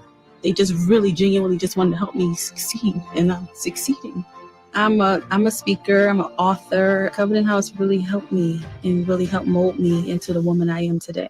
If you or someone you love is asking for help, go to safeplacetosleep.org today. Sacramento weather is brought to you by Folsom Lake Kia. I'm Tamara Berg in the KCRA 3 Weather Center. Get ready for more heat on this Tuesday. Expect a mild start to the day with temperatures in the 70s. Into the afternoon, hotter than yesterday with a high of 108 to 110 across the valley. Get the latest forecast on the KCRA 3 News and the KCRA 3 app. The 4th of July sales event is here at Folsom Lake Kia. Special offers on your favorite models. Plus buy with zero down on approval of credit. Shop Folsom Lake Kia in the Folsom Auto Mall and tell them Coach Doug Christie sent you.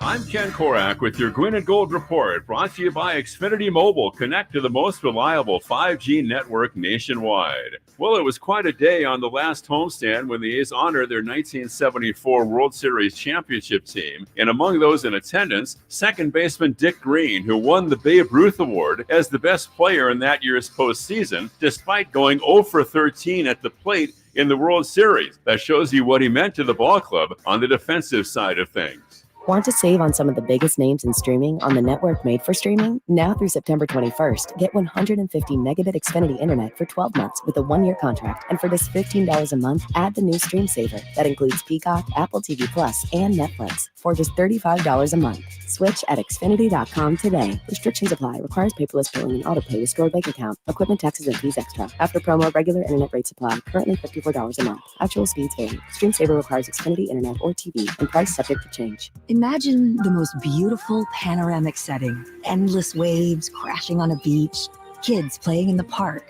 Now, right smack in the middle of your perfect picture, imagine just one piece of litter. It doesn't fit, does it? And it simply doesn't belong anywhere. Certainly not in California. Not even one piece. Good news? If we work together, we will change it all. Clean California. Zero litter is the goal. CleanCA.com. KHTKAM Sacramento, KYMX HD2 Sacramento.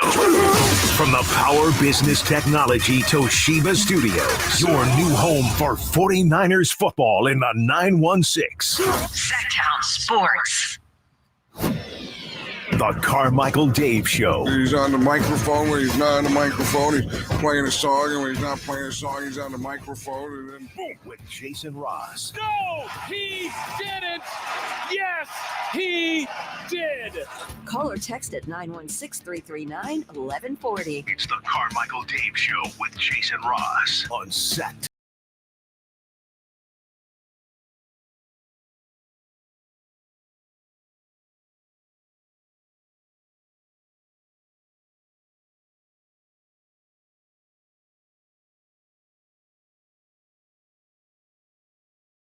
Him beat up that guy, and in the end, he just honks his nose. Is that one of the worst payoffs ever? What if he lost? Well, it's like because they were fighting to the death. Right? Does Mr. Miyagi come home? Sorry, Daniel's mom. Yeah. Sorry, Mrs. Russo. Daniel was killed. Does Mr. Miyagi step in? I mean, the whole time you're fighting to the death, you win.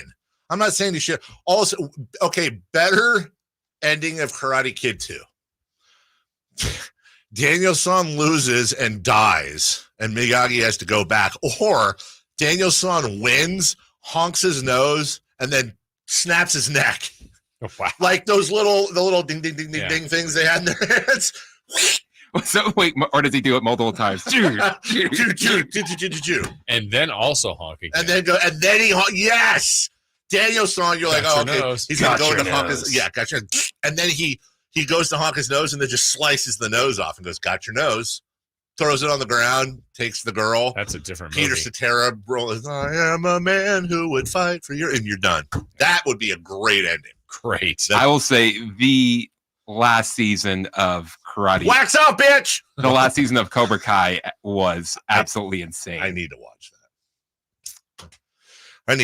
that. I mean, close to that type of action. I actually do need. I have not seen an episode, and I really need to do that. Well, I think once you see like the first couple, you're in. You are in. Didn't that guy have a punchable face, Johnny? I think the head of Cobra Kai had the more punchable face, but Johnny did. The guy that was like, get him a body bag. He had the most punchable face. All right. Lauri Markkanen, not a punchable face. He's a sweetheart looking guy. Okay. Super nice looking kid. He is now, if you've missed it, add him to the list. We should just get a whiteboard. All right. You got Lauri Markkanen and Zach LaVine and Kyle Kuzma and Brandon Ingram. So you have a 2, a 2, 3, a 3, and a 4. And then the Kings announced we've traded for Michael Porter Jr. Wait, what? Honestly, I'm not gonna lie. Like, let me ask you guys this.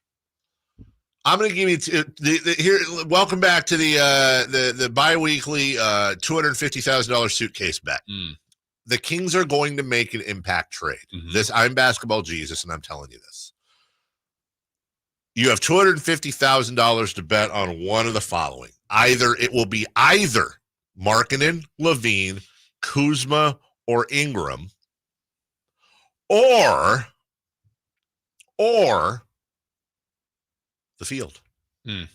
Somebody we either haven't talked about, but well, generally the safe bet there is the field, right? More choices, more bites at the apple, I guess, as you would say. But I just feel like there's too much smoke to all this. So if I'm picking, I'm betting on one of the 4.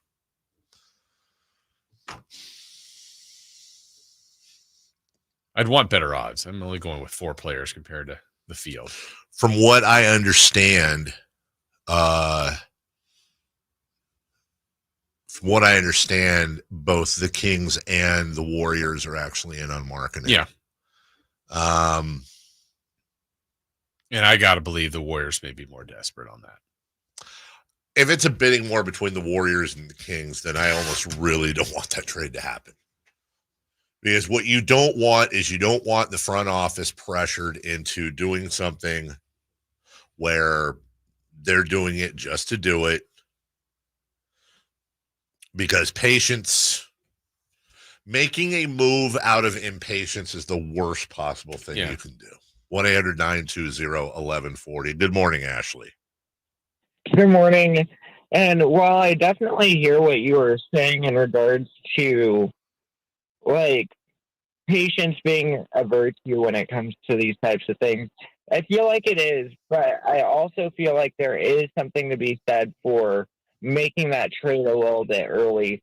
Because, I mean, if you think about it, Kuzma has been in the running for numerous years. If we jumped on him last year or 2 years ago and pulled the trigger on a trade, then we would already have some team chemistry built up as well.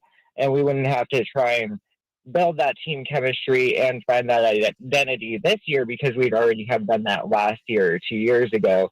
But on the subject of Markkanen, personally, I don't feel like the Kings are going to go after Markkanen. I feel like it's going to be one of the other 3 you mentioned or someone from the field due to the fact that, from what I'm hearing, if we do get Lauri, it would have to include Keegan from my understanding. Thank you, Ashley. That's what the general consensus is. And we talked about that earlier. Either Keegan Murray will be involved, which I do think is the most likely case. I also don't know why we're applying rules to Monty McNair either. Yeah. Because here's my thing. I'm not saying he's going to trade Sabonis or Fox. What I'm saying is nobody had him trading Halliburton. Right. Halliburton was probably, wouldn't you say it's fair that if you'd have asked Sacramento Kings fans the day before that trade went down, who is the most untradeable King? Wouldn't Halliburton have been over Fox? Contract, the whole thing. Maybe. Remember, people were not high on De'Aaron Fox for some crazy reason, but yeah.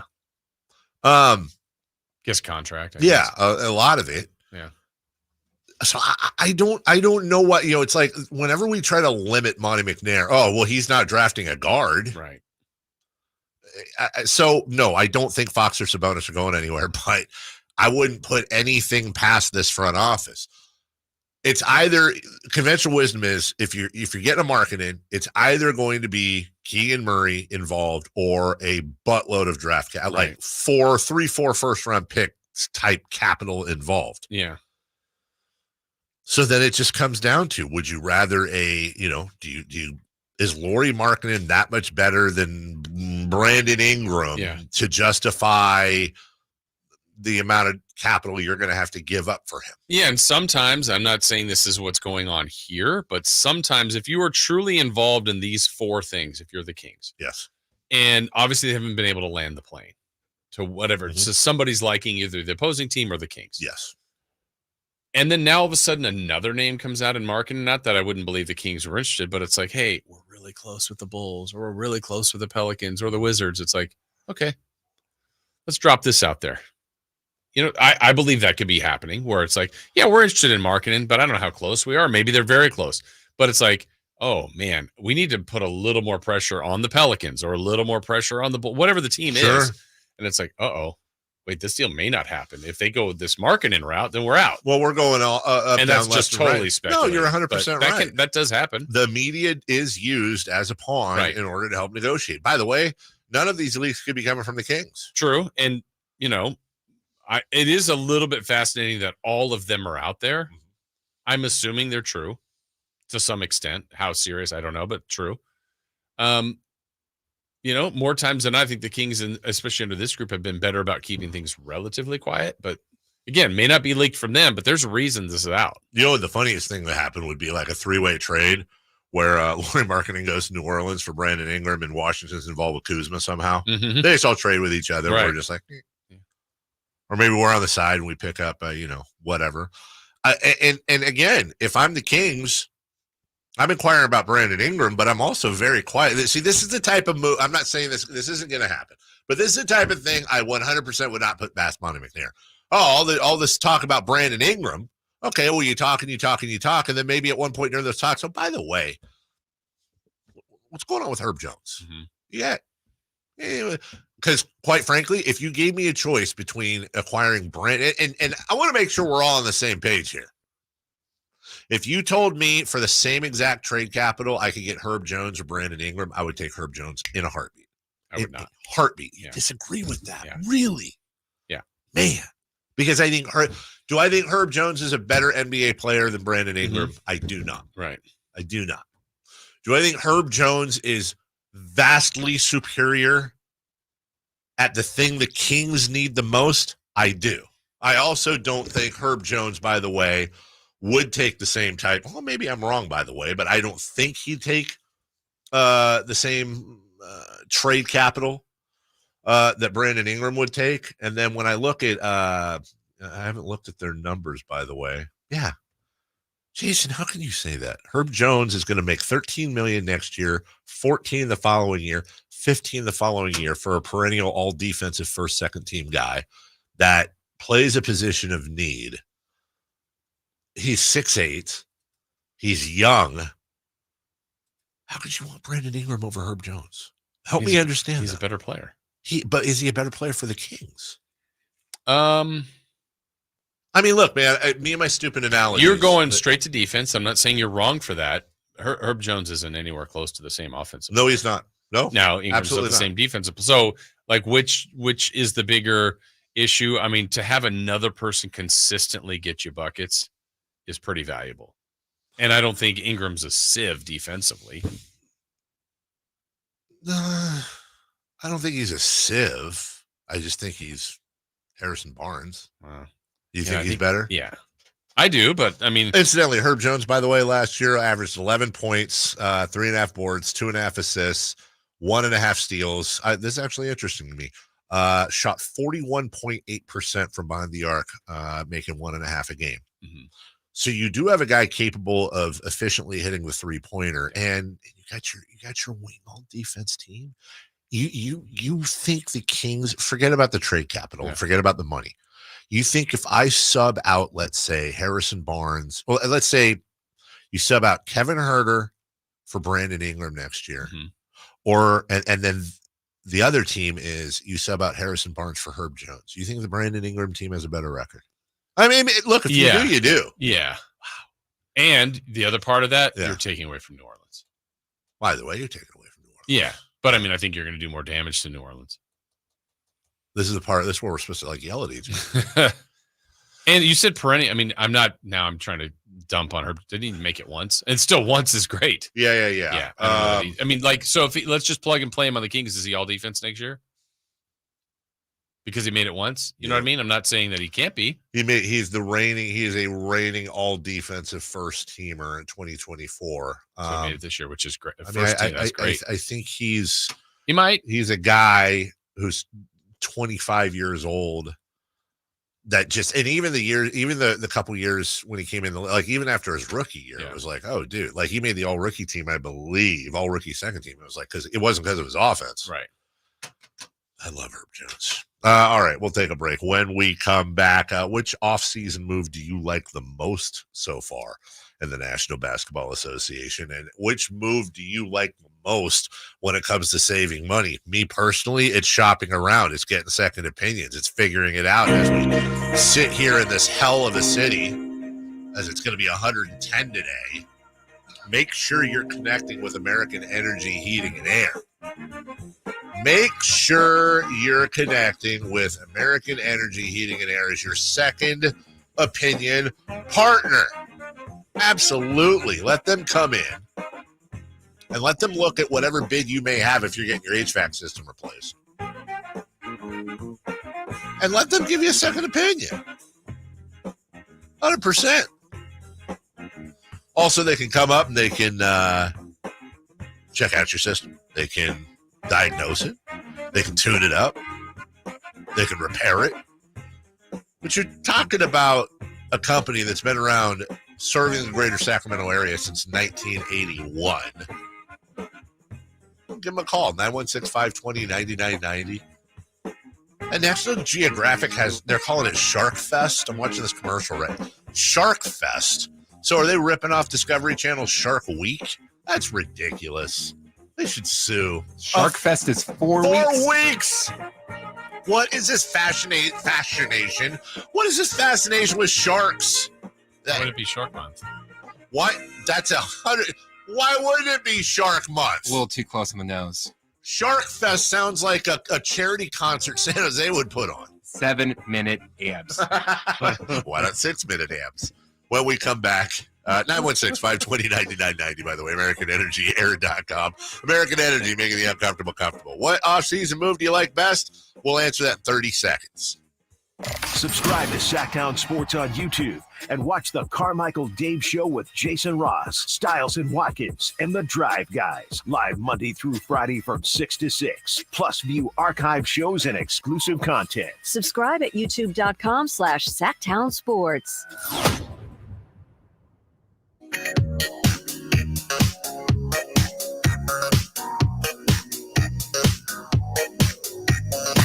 Carmichael Dave. He has very good sources, and he just kind of tells it as it is and gets to the point. Jason Ross. He has a lot of pretty smart things to say. He's good at what he does. On Sacktown Sports. For me, acting like Keegan is untouchable. This from the text line. Acting like Keegan is untouchable summarizes everything wrong with Sacramento as a sports town. We are so delusional and unable to value our own talent. Talking about Keegan as untouchable is pathetic and represents our loser mentality. Well, say what you mean. I don't think Keegan. Look, I think there's one player in the league that's untouchable, maybe two. So let's just get that out of the way. There's nobody on the Kings that's untouchable. That's why I asked that question earlier. Like, if you could get two of these rumored guys and Keegan's involved, like, I'm not saying that's what I would do, but it's like you're changing the team. You are changing the team. Yeah, I don't know if you changed it for the better, but you changed the team. Right. I'm a broken record here, and that's kind of where we got into it with the whole Brandon Ingram, Herb Jones thing. But we have a hard cap. I don't want to be this guy, man. I don't want the Kings to make moves. And then for the next 3 years, I'm the guy that people don't tune into because they hate negativity, where I'm like, we're hard capped. We have a ceiling. Enjoy your second round exit. Enjoy your third round maximum exit. Enjoy you having no chance at winning the finals because nobody's playing defense. Like, who wants to listen to that crap? So before it happens, that's why I'm begging and pleading, like, you have to And so the problem with Keegan is not that he's untouchable. It's that whether it's Markkanen, Levine, Ingram, or Kuzma, I personally wouldn't involve Keegan in any of those moves. Not because Lauri Markkanen, much like Herb Jones, Brandon Ingram, not because Keegan Murray is better than any of those players, though though the hope is he will be eventually, and he's tracking to be very good. But it's because those players are adding, and Keegan Murray, and what we're losing in Keegan Murray is exactly what we need. You don't. If you're low on gas, you don't pour oil in there, even though the car needs oil. But you're fine on oil. Oh, this is a really awesome synthetic oil. It's amazing. It's the best oil in the world. That's great. We already have oil. We need gasoline, and we only have so much money to spend on oil or gasoline, and we are full on oil. And I understand you might be upgrading our oil. I get that. But the car will not go without gasoline at some point. It will die. You'll have all this oil and a car on the side of the road. So rather than upgrading our oil, I'd really like to spend it on some gasoline because we have a quarter tank left, dude.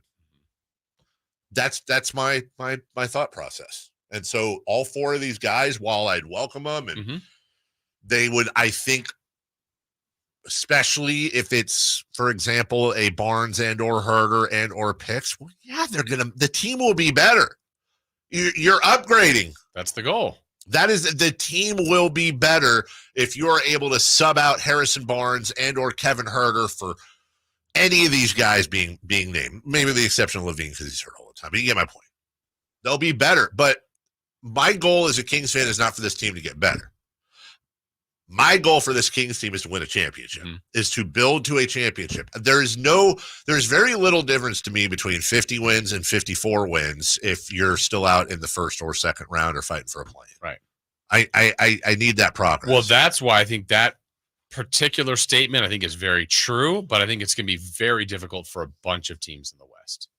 Agreed. Because I'm going to stay with even where we are now, present day moves, still moves to be made, trades and all that for every team out there. I would say maybe 11 to 12 teams in the West. If everything went right, and whatever that means to you, that's likely health. But just you had the year. Your team guys had careers. I think they all could finish first. That's 11 teams. That's Denver. That's Memphis. I'm putting Sacramento, the Lakers, Dallas, Minnesota, OKC. I mean, really, was there that big of a separation, really, for the last 2 years on the teams? Like OKC was the 1 seed. Technically, they tied for Denver with the best record, but they got the 1 seed. Minnesota was one game back. And then there was a little bit of a gap, but not like if the Clippers played OKC in a series. I don't know. Same. If the Kings got in, I kept saying if the Kings got in, I loved their map. They would have had OKC in the first round. I don't know if they would have won, but I like their chances. Like it more than the Pelicans. Right. And that was a terrible matchup. I don't know that Dallas was the best in the West. They got through it.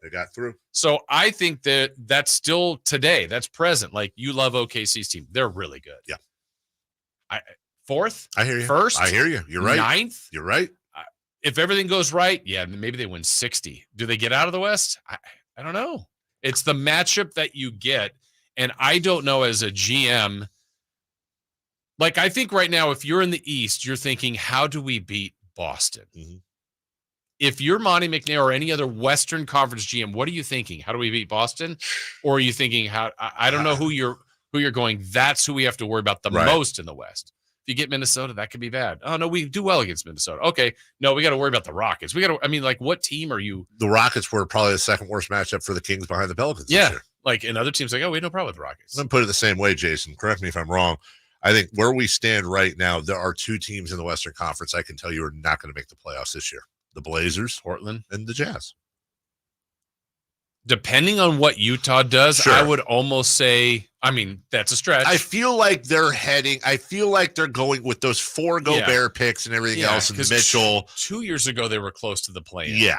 Not last year, but it feels like between the Mitchell picks, the Gobert picks, and whatever they're going to get out of the Markkanen picks, that they're heading towards, they're going to OKC, right? Right. And so maybe it's further away, but again, if everything went right, I don't know what that looks like for you. They're probably not. But Portland, I'm not And here's the Spurs. We didn't mention the Spurs who weren't very good. But if everything went right, that's what I'm saying. I said Chris Paul fits. Victor Wembanyama is like an 100%. MVP. I think the Spurs are going to contend for the play-in next. So year. I mean, really, I truly think do. my thought on the West is I really don't know how you do. Like, look, the Warriors feel like they're going through a transition, but are they?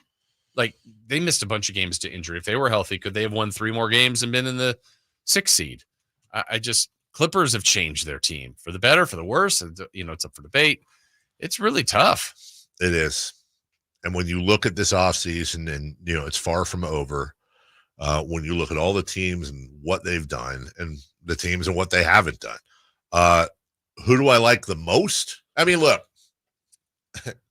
I'll tell you honestly, here's the boring answer. It's not the one you're looking for. I think Boston's had the best offseason. Absolutely. They have sewn up Jaylen Brown earlier. Then they sew up, arguably, if not their best player in Tatum. They got Derek White. Everybody's locked in. They're running. They do. But that's the boring answer. They're just re-signing guys. You're talking about teams trying to improve. Mm-hmm. I think it's the Knicks. Mm-hmm. I think the Knicks are number one.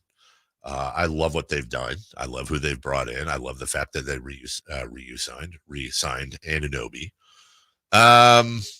Good for the Cavs and bringing back Donovan Mitchell. A lot of people thought that wasn't going to happen. I don't think that's going to push them into that elevated class, that elite 3, maybe 4. Philly bringing in Paul George, that's fine. Yeah, like they changed the team the most. Yeah. But is it? Is it better? It's a good move. It's a good move. Yeah, it's a great signing. Their big 3 is nice. In the West, I love what Dallas and OKC have done. Mm-hmm. I love adding Thompson and what's his face? Marshall. Thank you. Yep. I love the Thunder bringing in some bulk there. I'm a little curious about that. I mean, it's a good move. I'm a little curious about the cost and how they're going to utilize them because Holmgren. They got Holmgren in a stretch 4, which he's only been a 5 for them, and not that they can't change that. Or is Hartenstein coming off the bench, which that's a lot of money for a guy like that. A lot of money for a guy like that. But Caruso, the one thing I'd say about Caruso, I love the move. This is what I wanted them to do last year. Like they were the 1 seed. Did they miss a chance? Like with that young team, that felt like a late season move, a deadline move last year that would have really helped them to me. Not that it's too late, but I wish they would have done that a year They're ago. just going to be so. Oh my God, are they going to be tough? How the hell are you going to score on OKC now? But again, now everything going right. Let's say an injury, and you're like, oh, well, that's John. They were the 2 seed. Like they had everything coming back, and then not only suspension, then he's injured, and and Adams gets hurt. That changed the whole team. I don't know how the Kings would have been if Herter didn't get hurt, and then Monk at the end. But they did their own issues to themselves. Yeah, I'm really split too on the Kings for next year because part of me is trying to fight the idea, and it's something that nobody wants to hear, which is multiple teams have passed the Kings up. The Kings don't have enough capital to pass those guys up. They're pot limited with Fox and Sabonis, who are excellent players, but they're 3rd-team players, not 2nd or 1st-team players. They don't have enough defense. You can only go so far with Domantas Sabonis as your center because you can't have a defensive anchor. This is going to be a good team that is going to be right around 50 wins and be a 2nd-round exit, whether they run it back or whether they acquire any of the 4 players out there. That is honestly, that's a feeling you have. That's a scenario I would bet on the most. Yeah. Now, nobody wants to. Why do you say team? Like, who would you say pass them up? Is why I guess Minnesota did. And that goes to my point. Oklahoma City did. Like the year before when the Kings were 3, people would have said, "Oh, the Kings have passed people up." I think a lot of them would have. I think Memphis passed people up. The other, too. When I look at the breakdown, I mean, when I objectively look at Oklahoma City and I look at Memphis's rosters and I compare them to the Kings, I think they're better. I look at Minnesota's team and I go, oh Christ! And they're just coming into their own. I look at Oklahoma City's team and it makes Sacramento look old, and they were the 1 seed last year. Nobody wants to hear that though. Right. And that's the problem with this job, is that whether you're right or wrong, if you speak your truth, and I'm telling you, I'm likely right on this is the sad thing. I don't want to be, but I believe that would be in Vegas the odds on. People don't want to hear that. They want hope. Right. They want something to believe in. So do you shy away from that because you don't want to be that guy? I'll go listen to this other show. They're gonna be all pumped up on this. I don't want to hear this. My wife sucks. I got my mortgage payment's too high. My kids are stupid. I don't want to hear that the Kings are capped no matter what. That's negative Nancy stuff. I would just ask people to objectively look at the other teams in the West. I'm not saying it's impossible. I'm not a guru. But I'm saying look at our roster, look at their rosters, and you can add in any of these four guys. You a title contender? I don't know the answer. I mean, it hasn't been. We'll take a break. When we come back, the Pacific Division has been historically, especially recently, so tough. But did it get worse? No, we'll talk about that next. The NFL's leading rusher plays here. The handoff to McCaffrey, walks in the end zone. Handoff to McCaffrey, takes it right down to the goal line. He does his thing again. McCaffrey goes in motion right. Backwards pass led by Juszczyk. A block there. Hurdles a man. 10, 5, touchdown! CMC! You can hear all of Christian McCaffrey's touchdowns on your home for 49ers football. Sacktown Sports. Sacramento weather is brought to you by Roseville Auto Mall. I'm Tamara Berg in the KCRA 3 Weather Center. Get ready for more heat on this Tuesday. Expect a mild start to the day with temperatures in the 70s. Into the afternoon, hotter than yesterday with a high of 108 to 110 across the valley. Get the latest forecast on the KCRA 3 News and the KCRA 3 app. It's the 4th of July sale at the Roseville Auto Mall, where you'll find the largest selection of vehicles in Northern California. With unbeatable deals and amazing financing options, there's never been a better time to drive away in your dream vehicle. The Roseville Auto Mall, where your perfect ride awaits. Get ready for an unforgettable 4th of July at Sutter Health Park with 4th on the Field, presented by Xfinity. Join us on July 4th for food trucks, fireworks, and family fun. Enjoy live Americana Rock by Sacramento's Guns Bar Road on the Bonnie Plumbing stage and experience the best fireworks show in Sacktown. New this year, the 21 and over Suite Level Party with live DJ that continues for an additional hour. Don't miss out. Purchase your tickets today at rivercats.com. That's rivercats.com. I would end the day with sore feet, sore legs. The drugstore inserts that I was purchasing were really not very useful at all. I walked into the Good Feet store and the guy kind of grinned at me and said, I hear that a lot. I was living with chronic pain before going to the Good Feet store. Now I don't really have that problem. I'm able to do the things that I expect to be able to do, even at my advanced age. I feel pretty good about what's going on. The Good Feet store in Sacramento, Roseville, and Vacaville. 18 number ones. What was I thinking? Countless ACM and CMA awards. Sold out world tours. And now Dierks Bentley is coming to Sacramento for Country in the Park 2.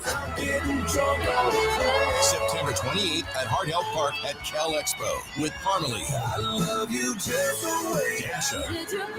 Kelsey Hart and more, plus line dancing, food trucks, and more. Tickets available now at CITVFest.com. Brought to you by Bonnie Electrical Heating and Air and the U.S. Marines. Hey, what's up, everybody? It's Kyle Draper from Mercedes-Benz of Stockton. The July 4th holiday is right around the corner, and now's the perfect time to come celebrate with incredible lease offers from Mercedes-Benz of Stockton. Drive home your dream car right now for just $444 per month with just $4,000 down. Or you can enjoy 1.99% APR on select certified pre-owned models. Get your dream car today and enjoy it over the holiday weekend. Just head on down to Mercedes-Benz of Stockton or online at mbofstockton.com.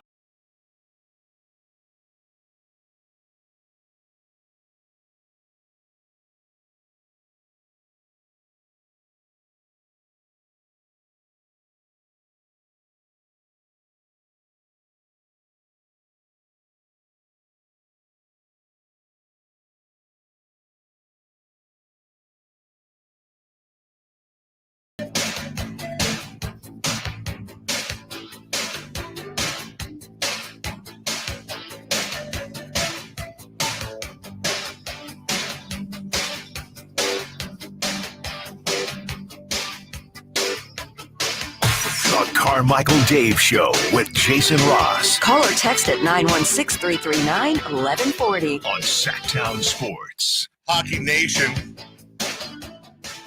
Shark Nation, Shark Week and Shark Day here. As promised, coming up at 9:30, we'll talk to the voice of the Sharks, Dan Rusanowsky. Now, Jason will miss that segment. Yeah. You are headed off to go have a conversation with our newest draft pick. Yeah, going to the press conference today and talk to Devin Carter. Hopefully have some audio for us tomorrow. Devin Carter. Can you, when you first ask him a question, can you say, Mr. Carter? Yes. See if he even gets it. Yeah. Signed Epstein's mother. Huh? I don't know the reference, so that sounds terrible to me. You didn't know either one? No. What am I missing? Chris know What's it. the ref? Welcome back, Carter. Oh, God. How does he know and I don't? Exactly. Saturday Night Live. Yeah, probably. So we'll have a Devin Carter sound tomorrow that we'll play for you, hopefully. Yeah, knock on wood. Dan Rusanowsky. The entertain. Look, if you're not into hockey and you're sitting there going, come on, a couple things. Number one, anything breaking with the Kings, obviously, we'll cut in. We're going to talk to him for 10 minutes. Secondly, enjoy me on my own asking hockey questions. Mm-hmm. That in itself is worth the price of admission. What was... I don't know if you can say that one. The one you told me the question you were going to ask him yesterday? Oh, nope. Can't say that on the air. Okay. It was having to do with how well do they scout these players in the draft. Oh, I was thinking of another one. You were? said, yeah. Hold on a second. Hold on, everybody. Hold on. Oh, I can say that one. Isn't it true that vomit and blood that's what bounce on the ice? I've heard that before. You're going to ask him that? It bounces? Yeah, it bounces off the ice. Not like up to the ceiling, but like it bounces. Like flubber?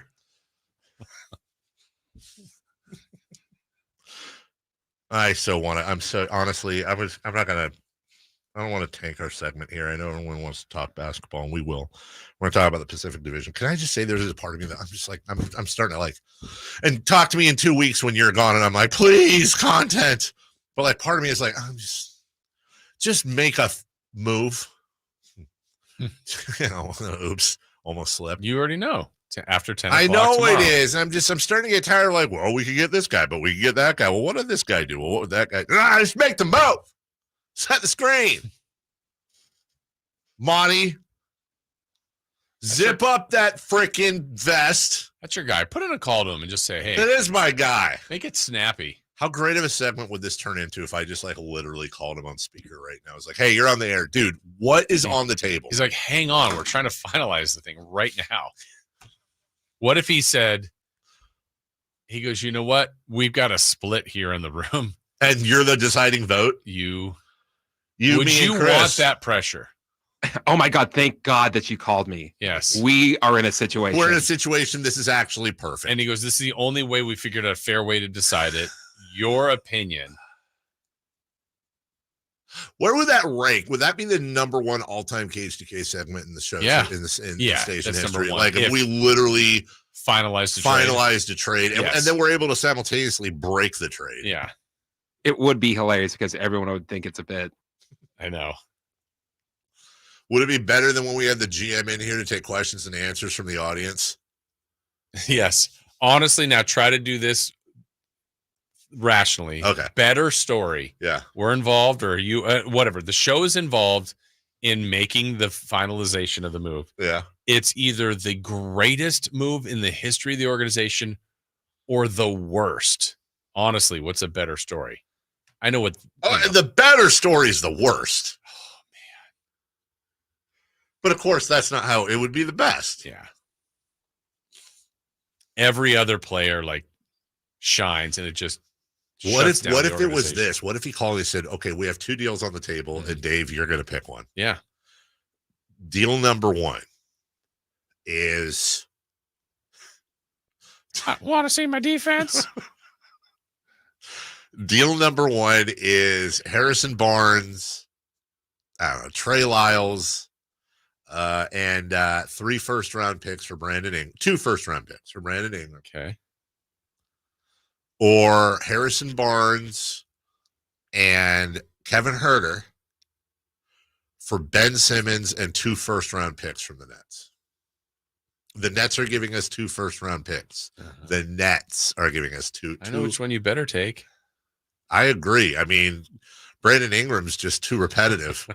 And then I decide on Simmons, and then like literally I have to be escorted in and out of the station every day for like the rest of the season. You resign. You move to the afternoons. I can't be a part of this. Chris, no, that's the pick, isn't it? What, Ingram? No, Simmons. Yeah. Oh, you were saying that's the one I should take? Oh, I thought you were saying and 2 first-round picks.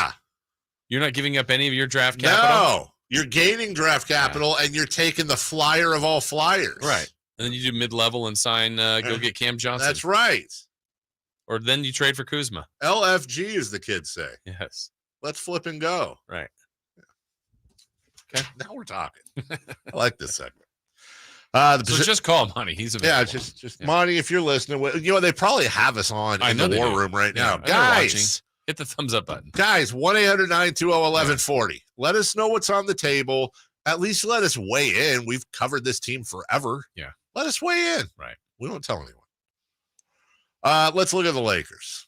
New coach, who dis? Mm-hmm. And we're waiting on their move, right? I mean, it sounds like they're going to get LeBron James back. Okay. So is this a run it back? I don't think so. You got to think they're going to make a move. Okay. My watch just said that it just alerted me and said there was a sudden spike in my beats per minute. Because I got really excited. You got excited. I about did. That. You're excited. Feel these nipples. The Clippers say bye-bye to Paul George, but they add Derek Jones Jr., Nicholas Batum, and Mbamba. Okay. Different. Yellow, different, better. Nuprin. I'm not sure about that. Yeah, there's still some good pieces to the team. Yeah, and let's see what there's got to be more there for them, I think. Yes. Well, yeah. I don't know. They're just clippering. Okay. The Suns signed Bol, Royce O'Neal. They lose Eric Gordon and Drew Eubanks. Did you know Drew Eubanks is a nickname? What is it? It's like the something Shack. Yeah. Drew Banks. And they have a new coach. And they have a new coach. I mean, okay. Great. Wonderful. And then the Warriors, they lose Klay Thompson, but they signed DeAnthony Melton. Okay. So, I mean, this was a division, 2 years ago, all 5 made the playoffs. Last year, all 5 were in the top 10. It's brutal, but I don't know that it's been a good stretch so far for anybody. I mean, do you feel great about anybody's moves yet in that division? No, I don't think anybody's really made any impact moves in the division. And the Kings kept Malik. Yeah. Re-signed Mike Brown, whatever. Okay. Yeah. Warriors, I mean. Yeah, the Pacific. They were close to a lot of things. They're a little bit like the Kings. Yeah. The Pacific Division just kind of stayed stagnant, really. And nothing in there that now, we may look back this year or next year, I should say. And as we're learning, the Lakers are reportedly inquiring about Alvin Gentry joining JJ Redick's staff. We may look back next year and go, oh, how about this move? Mm-hmm. That move ended up being really, really good. Like, by the way, I like Anthony Melton's game. Yeah. I really do. Yeah. But right now, I mean, if divisions still mattered, which they don't really, I'd say the Kings have as good a chance as anybody at winning that division if they're healthy and right. Yeah, absolutely. We'll take a break. When we come back, who's hot, who's not, we'll go streaking. We'll do that next.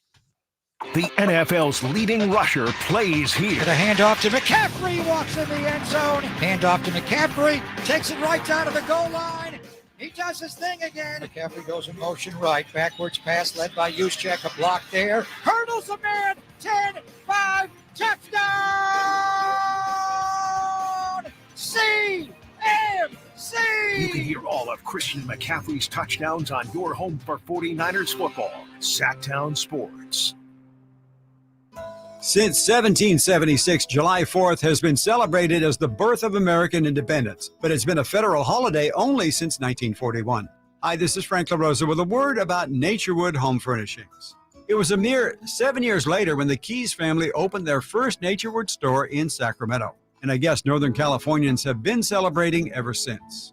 We celebrate an incredible selection of furniture brands made right here in America. We celebrate the kind of generous hometown hospitality that was important to Walter Keyes in 1948 and continues with the Keyes family and the Naturewood Home Furnishing staff today. And we celebrate the kind of quality that's been synonymous with Naturewood for all these 76 years. Look for Made in America brands like Stanton, Sam Moore, Stickley, Hilltop Hickory, Simply Amish, and more during the Naturewood 4th of July sale event. Find the furniture that you will celebrate for years to come. Naturewood Home Furnishings, off Highway 50 at Hazel. Look for the water wheel. At Ashton & Price, over the last 25 years, we've won just about every injury case you can think of. Slip and fall, falling merchandise, fell through rotted decking, we won those. Dangerous stairs, falls into holes, dog bites, won them. Injured while pedestrian or on a bicycle, auto, motorcycle, big rig, company vehicle, Uber, or Lyft accident, we've won them all. And the best news is there's no fee until you win. So no matter how you got injured. Remember, for the best advice, don't think twice. Call Ashton & Price. If you're looking to get a new car, you could really cut expenses by bundling your car and renter's insurance with Progressive. Sure, you love your old car, but you know it's not normal to give instructions on how to open the window. It should be self-explanatory, but it's not. And notice how when you're in other people's cars, you can feel cushion in the seats? That's pretty nice, right? No, it's just normal. So bundle your renter's and car insurance with Progressive and put the savings toward a new car. It's time. Progressive Casualty Insurance Company coverage provided and serviced by affiliates and third-party insurers. Not available in all states. What's wrong? My travel rewards card didn't earn enough miles for my vacation. Are you crying? Are you crying because of that other credit card? Uh-huh. Well, switch to the Capital One Venture card. Venture lets you redeem miles on any travel purchase. Really? Yep, and you earn unlimited double miles on every purchase every single day. The Capital One Venture card. What's in your wallet? Terms apply. See CapitalOne.com for details. What's hot and what's not. Brought to you by American Energy Heat and Air, making the uncomfortable comfortable. Head to AmericanEnergyAir.com to find out more. What's hot? Yeah, hot. Real hot. And what's not? It's not good. Brought to you by American Energy Heating and Air, Sacramento's complete heating and cooling company, and second opinion partner.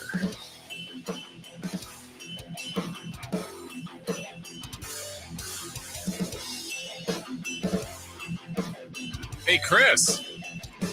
What's that? Do you know who's hot? I do, actually. All right. How would you like to share it with the audience? How about I just tell you? Okay. Jason Tatum. Whoa. Wait, he hasn't been playing? He's signing an extension with the Boston Celtics that is reportedly 5 years, $315 million. It makes it an average of $63 million a year for the next 5 years. First couple things you do if you got that first check. I would go to Vegas. All on black. All on black. Nice. Why not? What would be the largest bet you would do, you think, if you had Tatum's check? I don't know, $1,000. Oh, that's pretty good, though. At that point, is it even gambling? What's that? At that point, is it even gambling? I know, you're right. Yeah, why do rich people gamble? Never understood that. Enjoyment of the sport. And there are other things you can do. The point of gambling is to win money. You already have money. No, well, it's a fun game to play. Why do you play King's thing or whatever on your phone? Why do I play what? What's your King's fish game that we or play? the King's game, on their phone? Because I'm just playing it. I can't lose anything. Well, no, but there's you nothing to lose. I'm but just it's entertainment. I'm killing time. That's what they're doing. But the win is you win the thing you have. Yeah, but I don't. Well, like, you could lose a lot of it. I do like to gamble, but I don't do it like you want to win, and a byproduct is you're making money. I've said this, and it's never going to happen. But I could go to a casino and play for free if they allow. Like if it was for free, I'm not going to win anything, but I'm not going to lose anything because I just enjoy playing the games. Like if we were in here and in between, like, hey, let's play blackjack. That'd be fun. Do we have cards? I don't think so. I would do that. Yeah, because it's fun. Excuse me. Me. The Ringer's Kevin O'Connor says he'd give up Keegan Murray, Kevin Huerter, and draft picks to get Lauri Markkanen and Walker Kessler. Oh. That second name moved the needle for you, didn't it? Here's the thing. I love Walker Kessler. I do love Walker Kessler, but what the hell do you do? It'd be too confusing. Are you playing a 7'3"? I mean, of course you wouldn't have to start them all, but I'm trying to think here. No, would like bench depth. Well, who the hell are you playing at the 3? Cam Johnson. Walker Kessler. I mean, I know Walker Good thing Kessler. they don't still have Kessler. Harrison Barnes. Yeah. Well, yeah. I really like Walker Kessler. I think Walker Kessler is one of my pet. But then we'd accidentally players. be calling him Kessler Edwards. Yes. Walker Kessler Good thing Edwards. they don't have Kessler Edwards anymore. Go get Ben Simmons. Don't you? Last year, Walker Kessler in his 2-year career is averaging 9 points, 8 boards, and 2.5 blocks. How about Kyle Anderson? Go get him. In 23 minutes, Jason. Yeah. 23 minutes of action. He's averaging almost a double-double and 2.5 blocks. So just for funsies, and then we'll move on because I know everybody's going to roll their eyes. Just tell me how a lineup would do of Fox. And I mean, the real fun thing would be Fox and Ellis or Fox and Carter. But Carter, Ellis, Monk, whatever, is at the 2. And then you roll out Lauri at the 3, a 7-footer. Sabonis at the 4, Kessler at the 5. I mean, you have 3-point shooting. You got 3 guys on the floor can knock down a 3. Kessler Edwards' range is about 2 feet. So he and Sabonis are kind of overlapping. Yeah, but you got your defensive anchor now. Too crowded in the middle. This team is about spacing the floor. Sabonis creating things for other people. Fox getting into the lane. But you're so good defensively. You're so much better defensively. But you're right. I don't disagree with what you're saying. I don't think that's a team fit. Is that team better than the team right now? I don't think so. No. You're wrong. Who's hot, by the way? There's not. I just said Jason Tatum. Who's not? The Oakland A's. Well, yeah. Jason Tatum, I said, will average $63 million a year, which is just a smidge higher than the A's payroll this season, which is $62.8 million this season. That's So the Celtics will be paying Jason Tatum more than the A's will be paying. What do we figure all out? Of their players. What did we figure out the other day too? That AstroTurf adds, what is it, 20 degrees on average? The new yeah, stuff? I believe it's at 20 to 30. So if the Sacramento A's of Anaheim of Oakland were playing today, it would be somewhere around 130 degrees on the field, assuming it was even if it was a night game, but day game mostly. It was hotter at 6 than it is at noon. Yeah, that's hot. At what point, like, what are they waiting on? What is the players union waiting on to be like, we're not doing this? You guys are crazy. We're not playing at a minor league field, B, with minor league facilities, C, sharing the minor league field with a minor league team, and D, with AstroTurf. We're not doing it. Suck it. Not happening. When is that going to happen? You don't think it's going to happen? It should have happened all before now. All right. Baseball time. Would it be funny if they haven't talked to the union at all, and then the union was just like, when they get everything set up, yeah, we're not going to do that. Yeah, we're not doing that. Why That's did you a no from us? Yeah, that's a no. Why did you think we're going to do that? Incidentally, all the stuff they say about Oakland, hellhole, third world, bloody blue. Today's high in Oakland will be 87. Tomorrow, 83, followed by 81, 78, 76, 77, 73. It will be 73 degrees in Oakland on Monday, the same day that it will be 107 in Sacramento. Also, here's just last thing before we get to on this subject I've been thinking about. If Oakland's such a third world country, hellhole, whatever they want to call it, why is it when I go on Redfin, every house in Oakland is like $1.8 million? You're in like the Oakland Hills, probably. I don't see a lot of $400,000 houses in Oakland. Is all I'm saying. I was looking. I did see a couple, and yeah, but I'm not trying to say Oakland's Shangri-La or nothing, but come on, man. Yeah. Anyways, let's go streaking, please. It's time to go streaking. We're going streaking! Who is the Nostradamus of ML?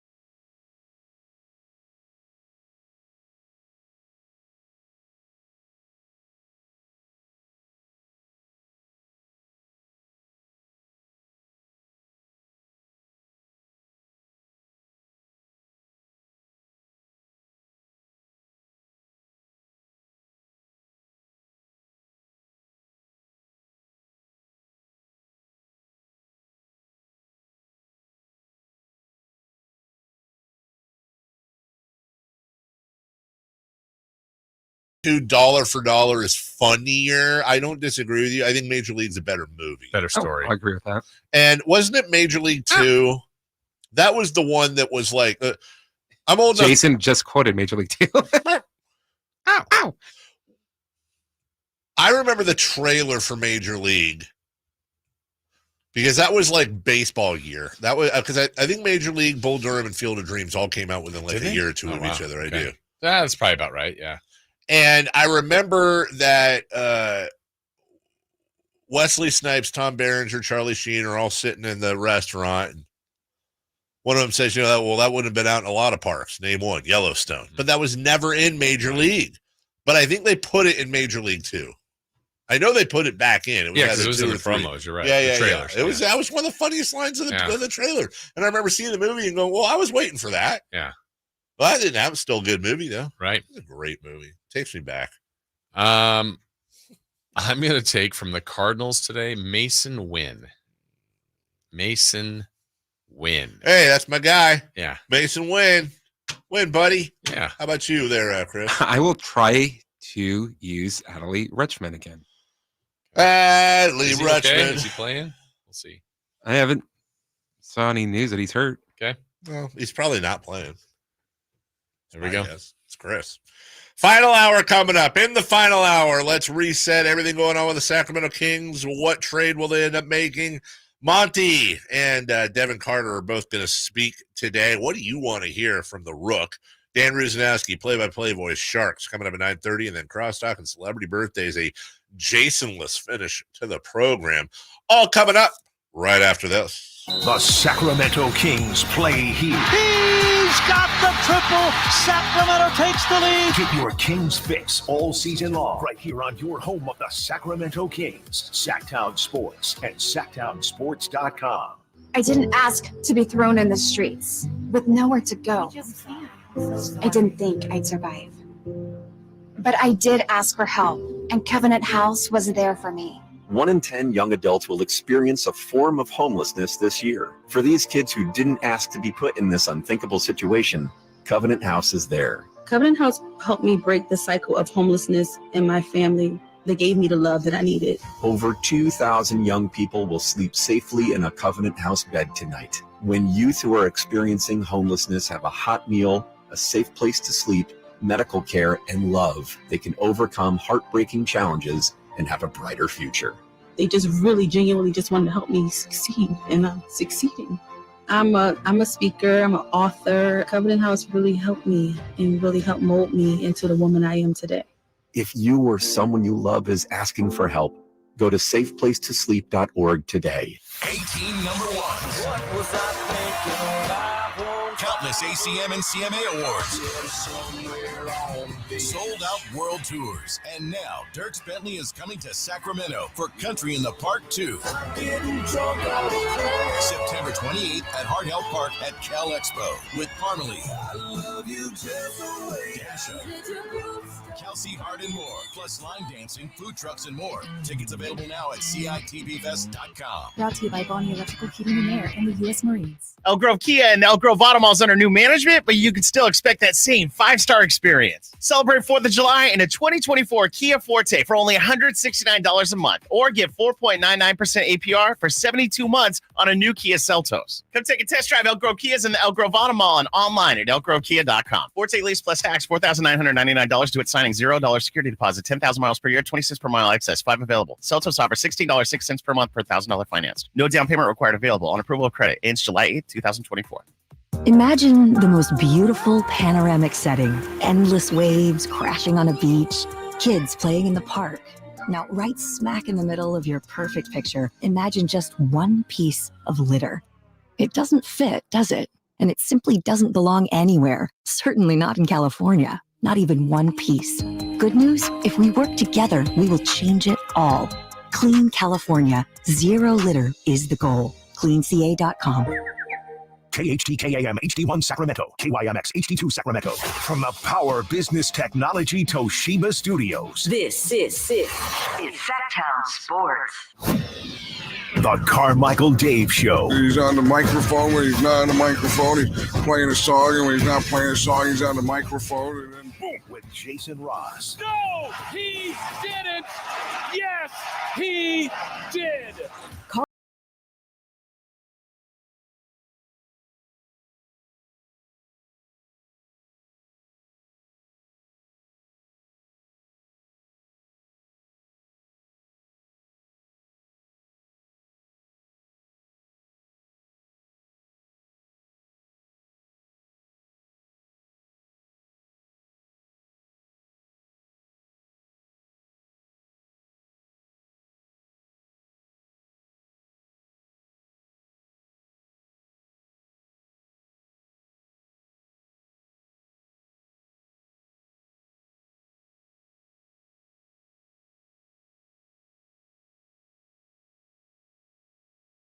That's the end of the song, Dave.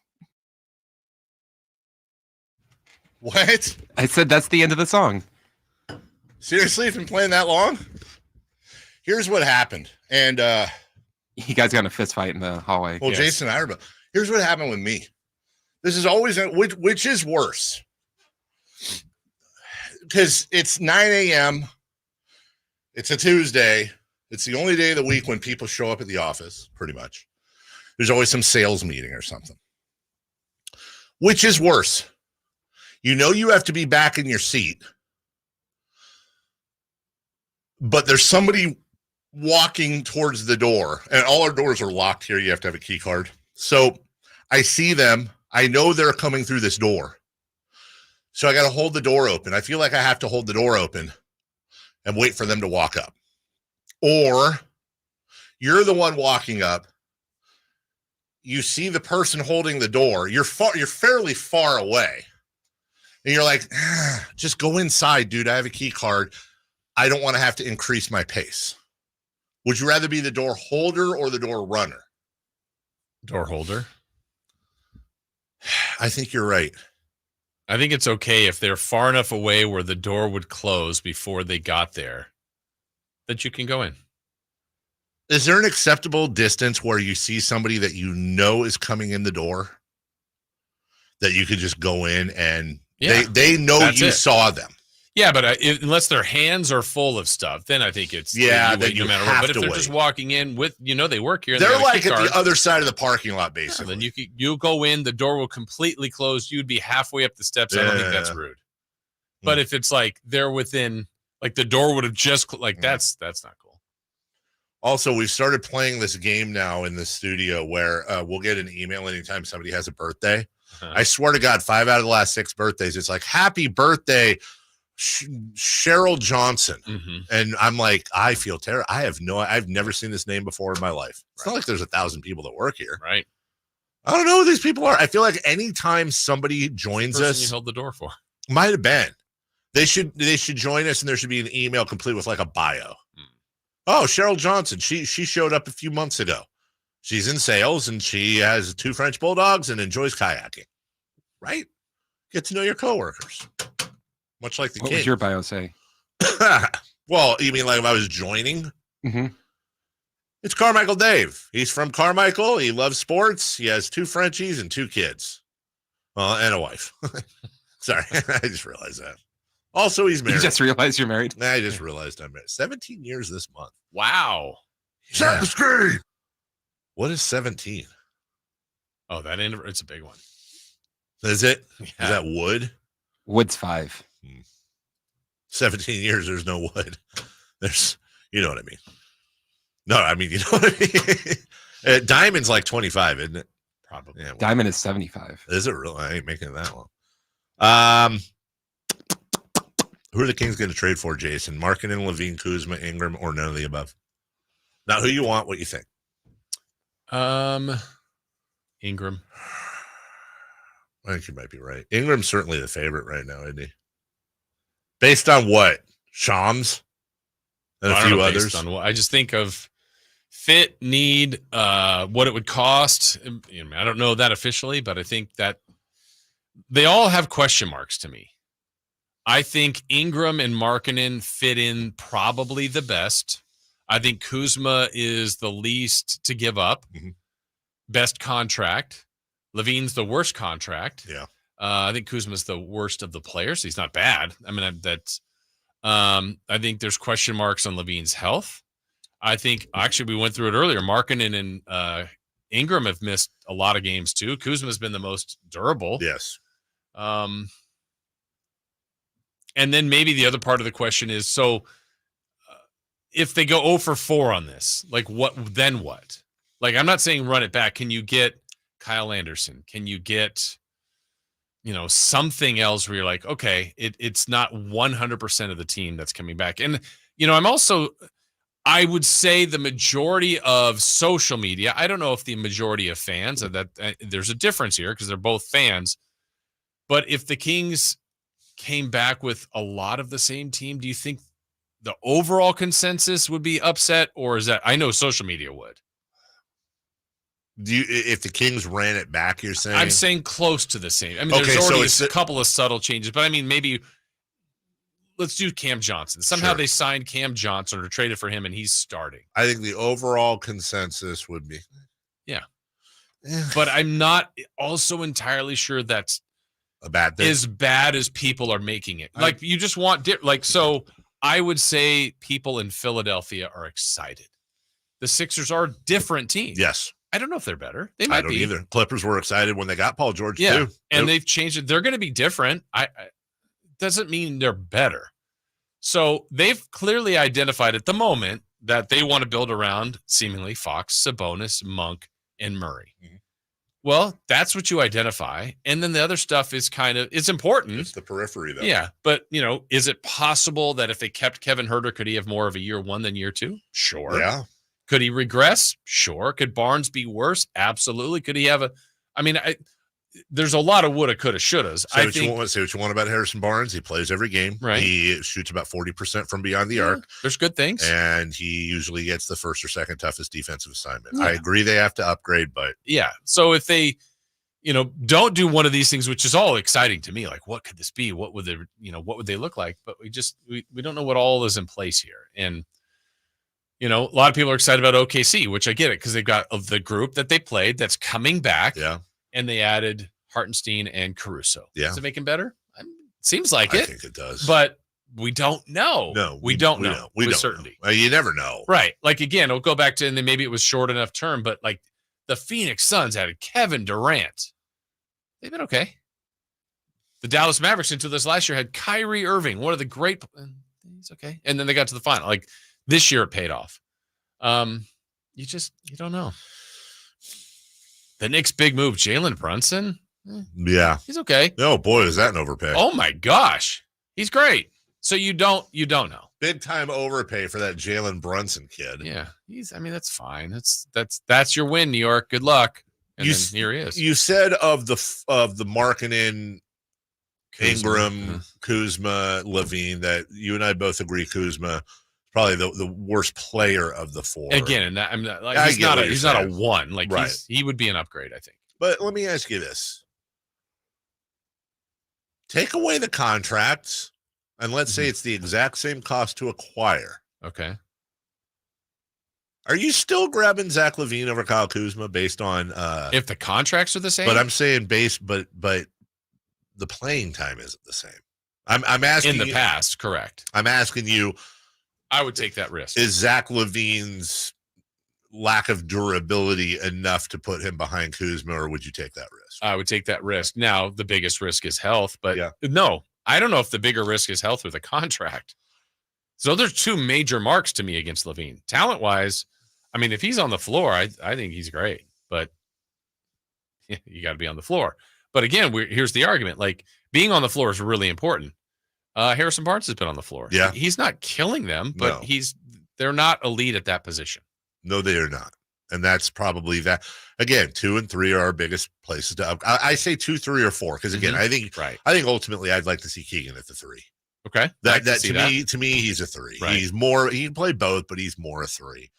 So really, it's your 2 and your 4, which is why I can see Markkanen making sense because you just plug and play him. And then when it comes to the 2, you've got Monk, you've got Ellis, you've got Carter. Mm-hmm. And I think that's probably how Monty is thinking is most likely the position of need more than anything is the 4 because of that shift over. And that's where Lauri makes so much sense. Yeah. Now, if you put Ingram or Levine or, Levine for me is not a 2-3. Levine's a 2. Mm-hmm. Kuzma's definitely a 3. Mm-hmm.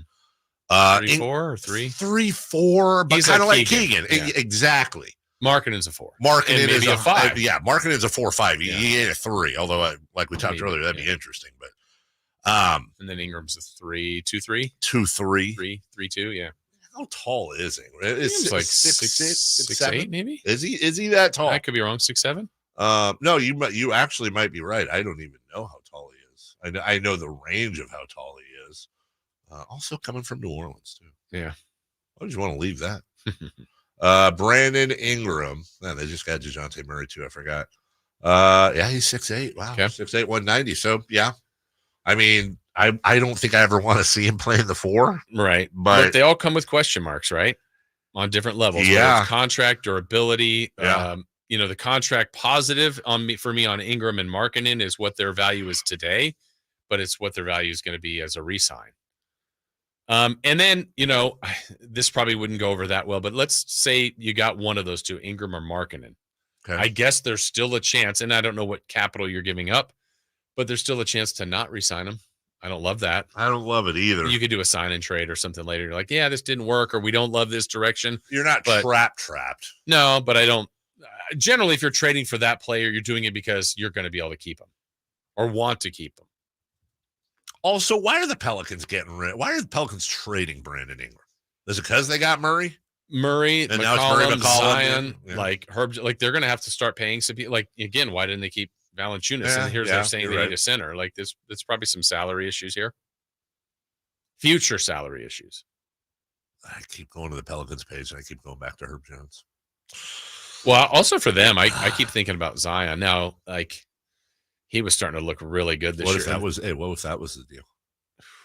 We keep talking to Ingram and then we go to Herb Jones. What if at one point mine's like, well, what about the Zion guy? That's a huge risk that I would be totally enticed for. I don't know what that would cost you. A lot. I feel like you would love that. As I know you like that. I do too. Yeah. This team look like with Zion and Sabonis. All right, we'll take a break. We're just sitting here on the air, just speculating wildly, slobbering. When we come back, Monty McNair and Devin Carter speak. And what do you want to? Let's give Jason some questions to ask. Oh, yeah, on the text line 1-800, and we can have fun with them. But also, Jason's not going to be like, "Hey, gummy worms, your thoughts?" Like it might or maybe. 1-800-912-1140 is the phone number. 916-339-1140 is the text line. We'll get to that next. Did you miss any part of our live local shows? Don't worry, you never have to miss them again. Check out sackdownsports.com and search our podcast page and play our shows when you want. The Carmichael Dave Show with Jason Ross, Stiles and Watkins, and the Drive Guys. Plus, other podcasts like Return of the Empire, Return of the Roar, the Stingers Up podcast, and Golf to Go with Frank LaRosa. They're all available right now on sacktownsports.com. At Fisher Investments, we may seem like other money managers, but we're different. Are you really that different than the rest of us? We are. As a fiduciary, we always focus on what's best for our clients. What services do you offer besides investing? We have a team of specialists in financial planning, estate planning, and more. Your clients rely on you for all that? Yes, we ensure clients receive unparalleled service at every step of the relationship. Okay, but you still sell commission-based products, right? No, because we believe that's a conflict of interest. We prioritize service over sales goals. So then how do your fees work? We have a simple and transparent fee that's a percentage of our clients' portfolios. So we do better when our clients do better. Wow, we're more different than I thought. At Fisher Investments, we're clearly different. Learn more at fisherinvestments.com. Investing in securities involves the risk of loss.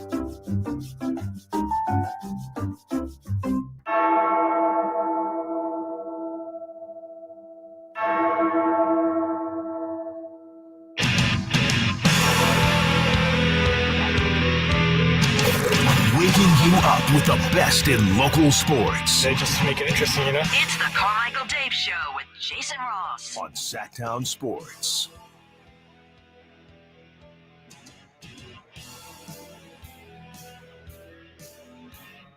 Sharks play-by-play voice, Dan Rusanowsky, joins us in 15 minutes. I'm actually excited the gods are helping me here because I'm scrambling, hockey content and me. But, hey, the Sharks schedule just came out 5 minutes ago. Oh, how about that? Dan? Break down all the games. Mm-hmm. As they say in hockey, let's do that hockey. The Sharks open up against St. Louis and Anaheim. Ask him if that's a must-win. Yeah, is that? Yeah, exactly. Wait, what? Oh, St. Louis and Anaheim. Yeah, what do you think I said? I thought you said St. Louis in Anaheim. Oh, but they open with St. Louis weird. in Anaheim. Yeah, that'd be strange. Dwayne, good morning, Dwayne. Welcome in. Hello. Hey, what's up, fellas? Hey, I really appreciate you letting me tap in right now, man, because I'm excited. First of all, let me ask, how you guys doing? How's the family? Everybody doing okay? Good. Getting older. Cost way too much. Other than that, fine. How about you, Dwayne? How are you? How's the family?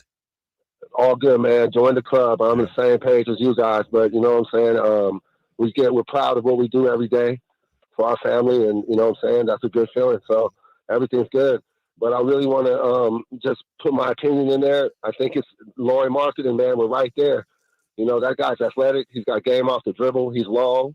You know what I mean? And then we go and get some role players like Dallas did, some long guys, defensive shot blockers, like the kid you had mentioned. You were talking about him earlier, man. Can you remind me what his name is? Herb Jones? No, the center. Oh, no, the center, Walker Kessler? Those are pretty good numbers per minute. Oh, for Walker Kessler, yeah. I just worry. I don't know what Danny Ainge is going to want for Walker Kessler, but it ain't going to be as cheap as we think. He's not a throwaway. He's a guy in his second year on a rookie contract, blocking 2.5 shots in 22 minutes and putting up a double-double. Do you think he'll take Barnes and Herter? No, there's no reason for them to do that. Doesn't fit into what they're trying to do. It's Danny Ainge as well. Let me ask you this. That's a tough trade, man. It is a tough trade. Go ahead. So you want Markkanen, okay. Are you okay giving up Keegan Murray? No.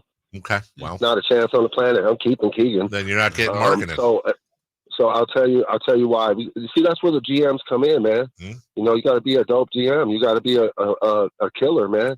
You got to figure out how to make it happen. The other teams do it. You know who the GM is for the winning, bro. You know who the GM for the Jazz is? I don't. Danny Ainge. Yeah. You know who he is? So he's a dope GM. GM. A monster. He is a monster. He's a monster. Yep. He's a monster. So, you know, you might have to throw in some draft picks. Just give him a boatload so he can't turn it down. I mean, teams are giving out five first-round picks and stuff. Uh-huh. But I think that after that, it's Ingram, and then after that, it's get the role players. You know, like I said, the shot blocking, the length, so we can mess with the Pelicans and stop that stuff. And then I think we make the playoffs, man, because Golden State's a mess. Klay Thompson's going to be a bust in Dallas. He's going to throw up some bricks, dude. He's going to build brick houses, and he can't even play defense no more. So I'm telling you, we got action. But thanks for letting me tap in, guys. Have a great day. Take care, bro. That's Dwayne. Let's go to our friend Steven. Thank you, Dwayne, for the call. Good morning, Steven. Oh wow, I got straight on, dude. No, dude. Yeah. No, we don't have to. We have a Steven hotline. Yeah, we don't have to screen you, dude. You're good. Oh, dude, that's awesome, man. I appreciate that. Two things. Am I the only one that goes along with the "we're going streaking" thing? Because I hear you in the background, and I figured every time we're going streaking, I get excited because I'm like, oh yeah, favorite segment.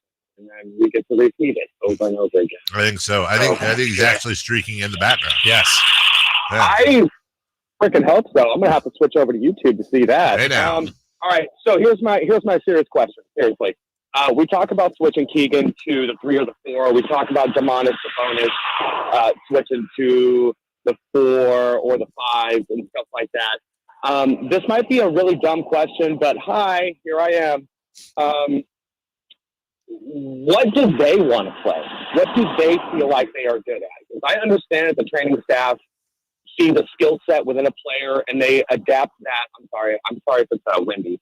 But it's I know that they take a skill set from a player. They see what they have. They see what's pretty much what they have to offer, and they can pretty much blend that into whatever the game plan is going to be, whatever we're trying to do with the team and stuff like that. Keegan, what does he feel like he's good at? Does he want to play the 3? Does he feel like he would want to play the 4 and Sabonis? Does he feel like he would be better in a power forward position or as a center? And I just don't know if you guys maybe had that kind of insight. So, again, thank you. I appreciate it. Thank you. It's not a dumb question. Yeah. I honestly don't know. And I don't think unless you're one of these guys as friends, I just don't even if we asked Keegan Murray, do you prefer the 3 or the 4? Mm-hmm. I think his answer is going to be something like, I prefer the position that helps the team the most. Yeah, it's fine. I do what they ask. Do both. That's generally going to be the answer. I don't know. I don't know if they have a preference. I know that, I remember talking to De'Aaron Fox once, and he was like, yeah, dude, I basically get doubled with 6-8 guys all day. That'd be nice to not have. This is years ago. Yeah. There's preferences on how they play. But I think ultimately, they're just whatever gets me most minutes. Yeah, and for this team, I don't know that the positions matter as much, with the exception that it's who you guard, right? So Sabonis at the 5 primarily is guarding 5s, primarily. Keegan, he kind of guards 1 through 4. Yeah. It just, a lot of times Keegan gets he had to guard Curry. Yeah. Well, that's point guard. Yeah. One of the greats. Mm-hmm. But he's had to guard Durant. He's LeBron. Keegan's kind of everywhere on who he guards. Yeah, which is funny. Him guarding Curry when we got Dave, right? You just lay off night on him. I wonder that's why they traded him. There's we gave you your shot. Yeah. You were semi on night against Curry. We're sending you to Toronto. William Lamas in the chat says Levine, Lauri, and Ingram all average 58 games a year over their careers. I think it was 57, 58, 59. Yeah. Okay. But basically he took the average. Middle. That's the problem. Yeah. And that you either are acquiring a max player in Levine that's in right. That's been the most injured of the group, yes. Right? Or you're acquiring 2 guys that are going to require a max in order to sign them, and they miss on average 23, 24 games a year. That's as long as they were there, the most important games, meaning if you make the playoffs, that they're there for that. That's what you would be.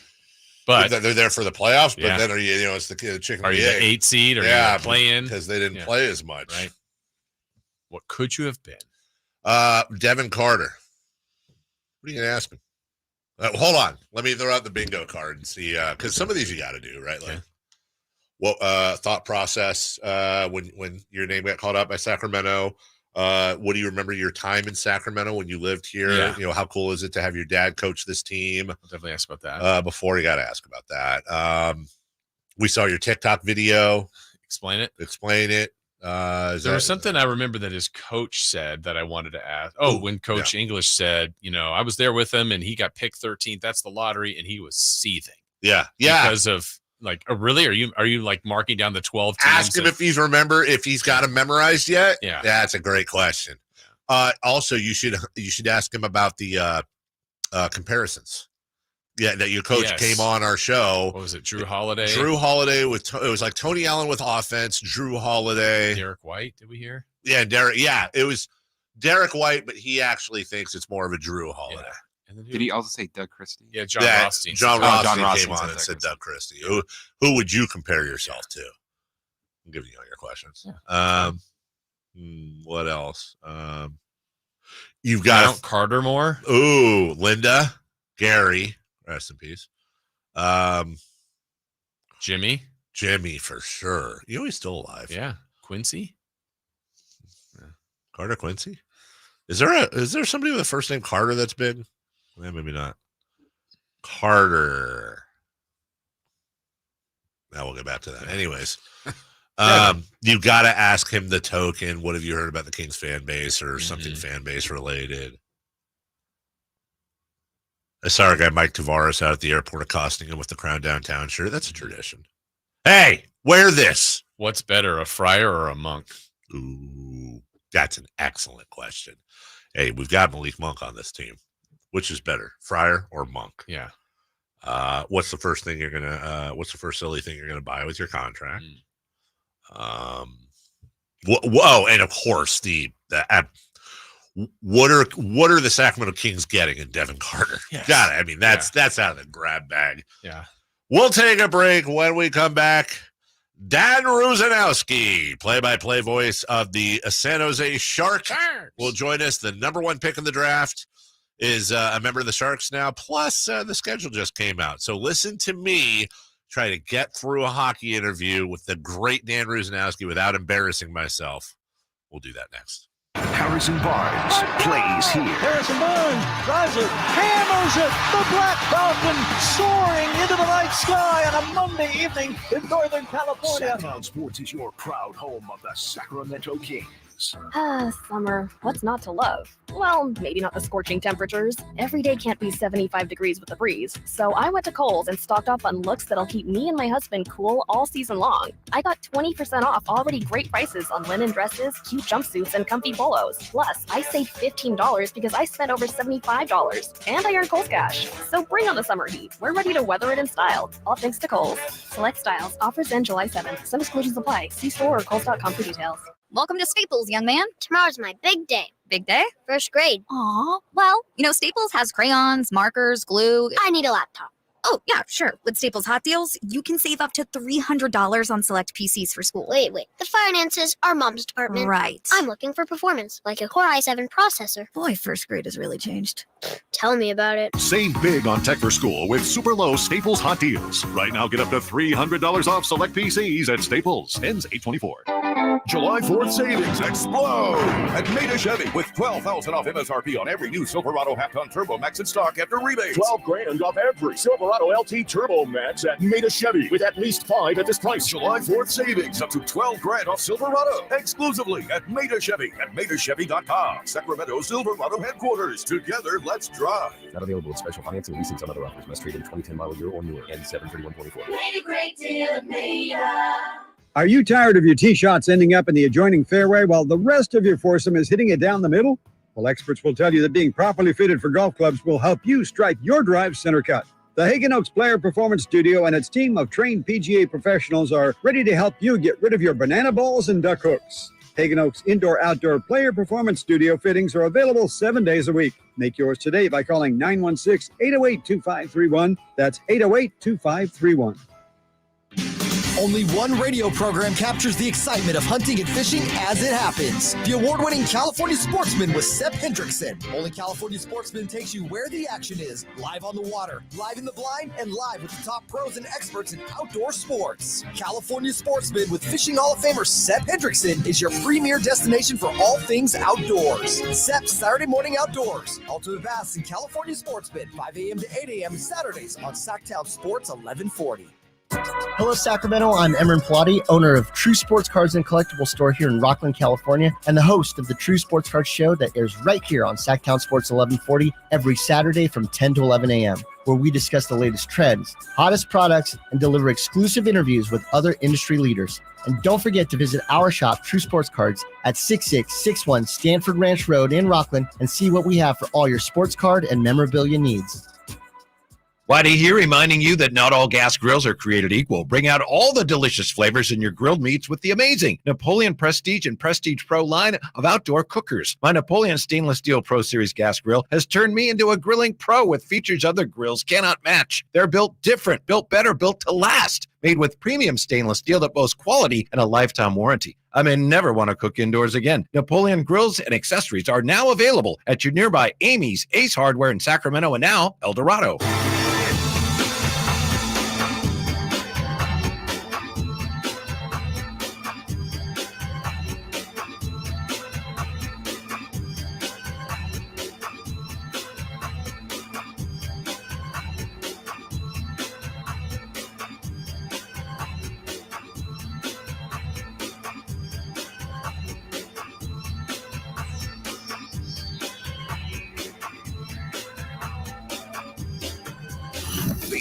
Place in the morning to get your sports fix. Live and vocal. The Carmichael Dave Show with Jason Ross. All right. You asked, we deliver. This is by request radio. Now, look, I've said this many, many times publicly. I'm an MMA fan. I watch soccer. I love sports. I have all the respect in the world for hockey. I do. I have nothing bad to say about hockey. the biggest question I have in my sports life, which has been, my whole life, how am I not more into hockey? And the gentleman we're going to bring on next is one of those people that makes me want to be into hockey. We've had Sharks play-by-play voice Dan Rusanowsky on before. And you guys all know that I think play-by-play voices are superheroes. Like, I love listening to them, grading them. And I think that of all play-by-play voices, the superheroes of superheroes are hockey play-by-play voices. To me, it is by far the most difficult job in all of play-by-play. Dan is one of the, if not the best, but what I really appreciate about him through the years is that he is an ambassador for the Sharks. You can hear the love and passion in his voice, and has never turned down an interview, always has time, even to slum it for a schmuck like me up in Sacramento. Dan, it's Dave. It's been too long. Good morning. Way too long, Dave. It's great to hear your voice. Great to be heard out there in the lovely Sacramento region with our many fans out there. And as you can tell in the background, I'm watching some hockey. We've got some development camp action going on and a lot of things exciting coming up for the Sharks. So tell me, in NBA terms, for example, like the Spurs got Victor Wembanyama last year. We can go through number one picks in other sports. I mean, Connor McDavid was the big one. Where does Macklin Celebrini rank as far as number one picks, franchise changers, that type of thing? Well, in the history of the San Jose Sharks, he's in a unique position because this is the very first time in the entire 33-year history of the team that they've had the first draft pick. And some people might be surprised at that because where they say, well, wait a minute, weren't you an expansion team? Well, that particular expansion year, the NHL wanted the Sharks to come in a year later. But George Gund at the time said, no, we want to come in a year earlier and get things going at the Cow Palace and get a little bit closer to moving to our beautiful arena in San Jose. And it just so happened that particular year was the year that Eric Lindros was the consensus number one draft pick, considered a game changer, et cetera. And so the rest of the league started complaining. They're saying, no, this guy just wants to come in earlier because he wants to get Lindros. And so what they did was they said, okay, we'll let you have the second pick overall in that draft and the first pick in every other round. So that was the only other real time that we've ever really been close. We've had second picks overall several times. And I suspect the biggest change for the Sharks in their history was when they selected Patrick Marleau back in 1997. And I think that the franchise is in a similar spot. But back to Celebrini himself, the question that you probably have is he a franchise player or is he a generational player? And I think that right now you can say that Connor McDavid is definitely a generational player. Sidney Crosby could be called a generational player. We're going to see with Macklin. We know that he's at least a franchise player. You think about it. He was the youngest player in college hockey last year. And he just turned 18 a couple of weeks ago. So he was 17 for most of his season, his freshman year at Boston University. And yet he won the Hobey Baker Award, which is college hockey's equivalent of the Heisman Trophy, as the best player in college hockey. To me, that's quite an accomplishment, and it's not easy to do, and it certainly wasn't even close. And he did that after a summer of basically rehabbing because he had shoulder surgery the year before. So here's a guy who's got tremendous amount of focus. He's very professional in his approach for a young man, and he's kind of a joy to be around. And, I think part of that is because, hanging out with guys like Draymond Green over the years, his dad, Rick, works for the Warriors. He's their vice president of performance, that is in charge of strength and conditioning and nutrition and so forth.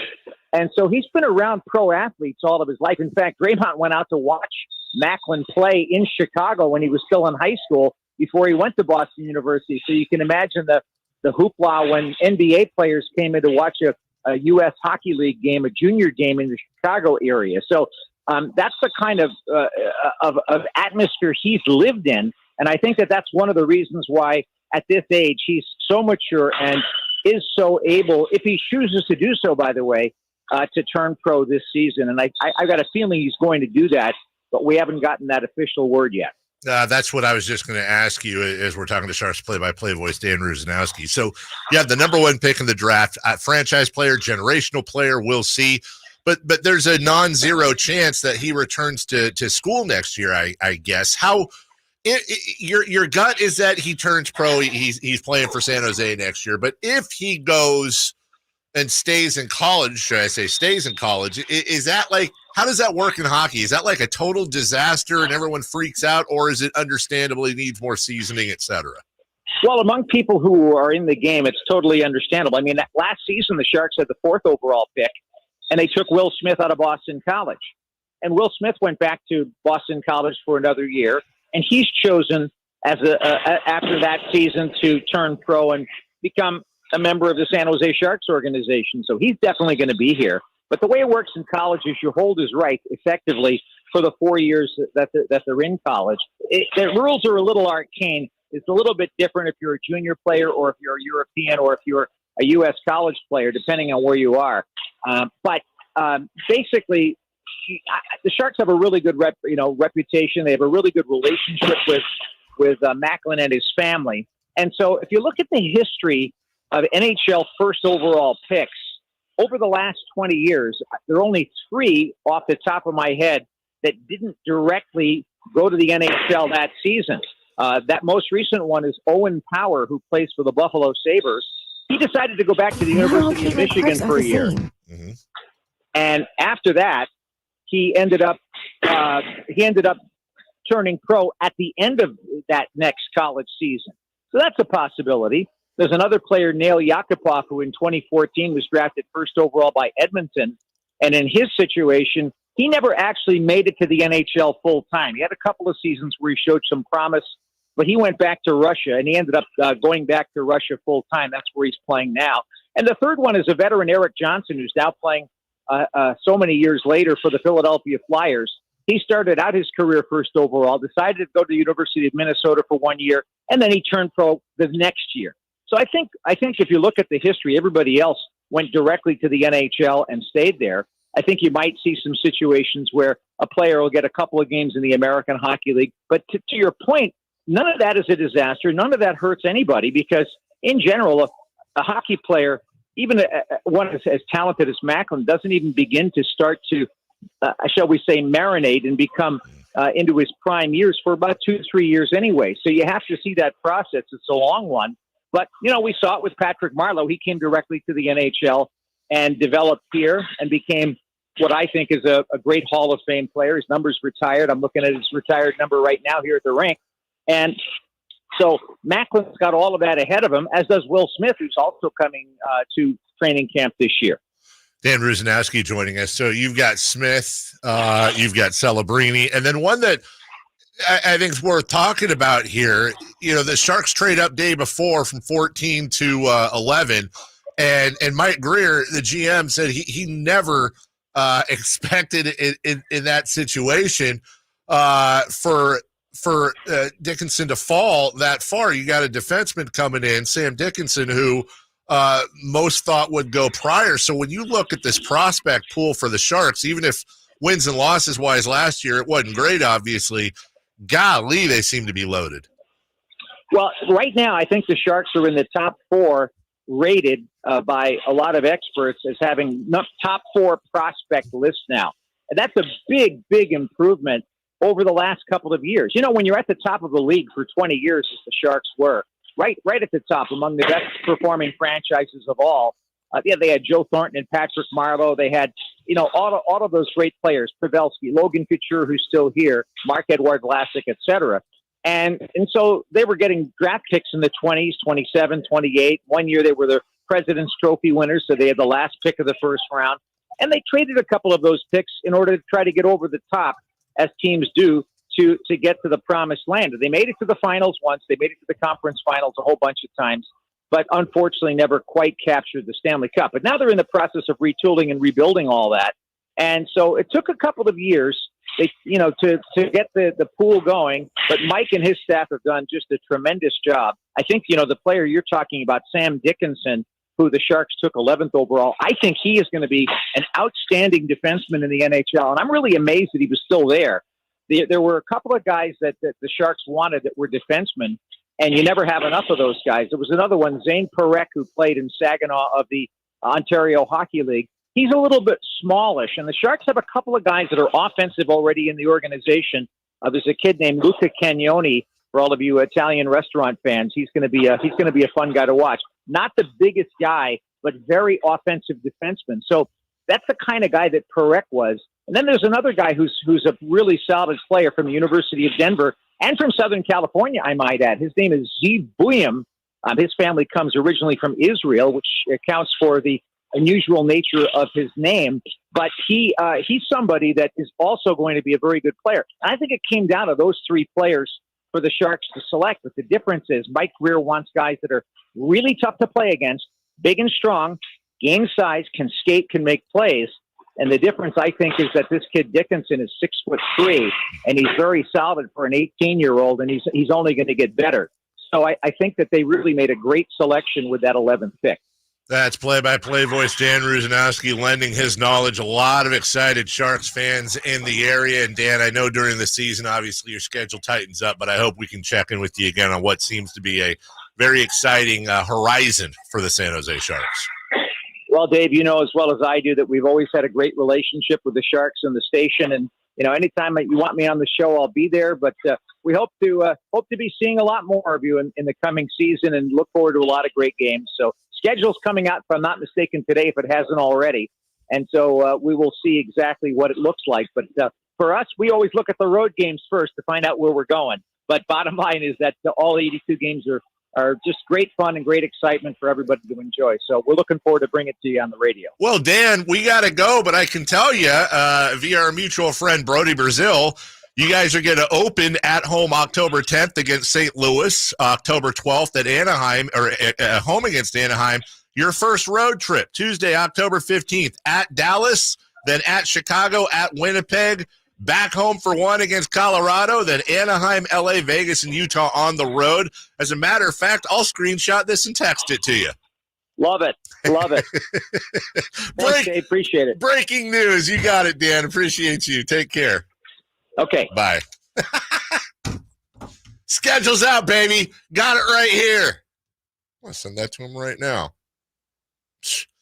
Reading off of news. Huh? Maybe see if Dan can maybe give me a pair of tickets for that opening night. I think I you know what? The Sharks have never, ever, ever turned us down for anything. And Dan is always, like I said, he is a total ambassador of the sport. We'll take a break when we come back. Crosstalk, celebrity birthdays, and more next. On the move? Got somewhere to be? Take Sacramento Kings basketball with you. The Sacktown Sports app will let you stay connected to your passion. Never miss a moment of Sacramento Kings basketball with the Sacktown Sports app. This 4th of July celebrates spectacular savings at Elk Grove Kia. During this Kia summer sales event, drive away in a 2024 Forte for only $169 per month. Or get 4.99% for 72 months on a new Seltos. Or come shop our large selection of quality pre-owned vehicles with many starting below $20,000. We work with many credit situations and have vehicles to fit every need and budget. But these deals won't last. So get to Elk Grove Kia at the Elk Grove Auto Mall during the 4th of July sales event. Forte lease plus tax, $4,999 due at signing. 0 security deposit. 10,000 miles per year, 20 cents per mile excess. 5 available. Seltos offers $1,606 per month for $1,000 financed. No down payment required. 5 available. On approval of credit. Ends 7/8/24. Turn your highway into a smileway. Elk Grove Kia. The wild-eyed Southern boys are back. 38 Special. Rock it into the night. Friday, July 19th at 7:30 at the venue at Thunder Valley. With Lou Graham, the original voice of Foreigner.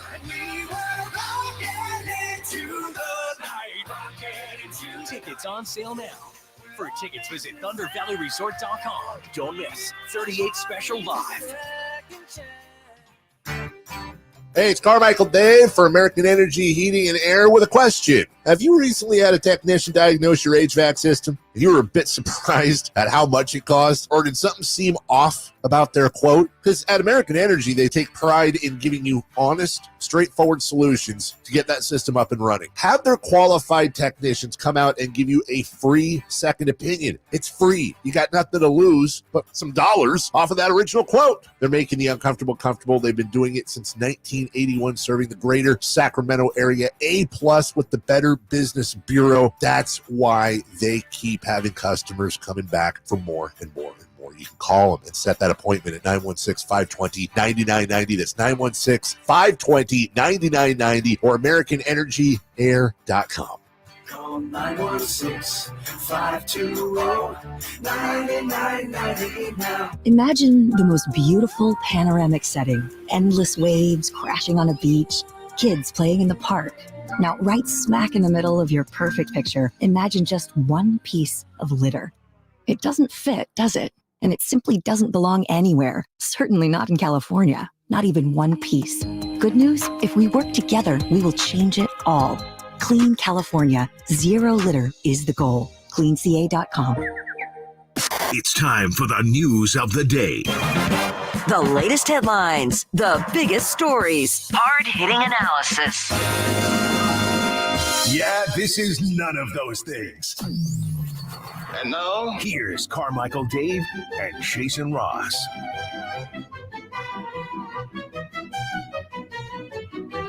Hey, all right. Hey, Styles walking the style.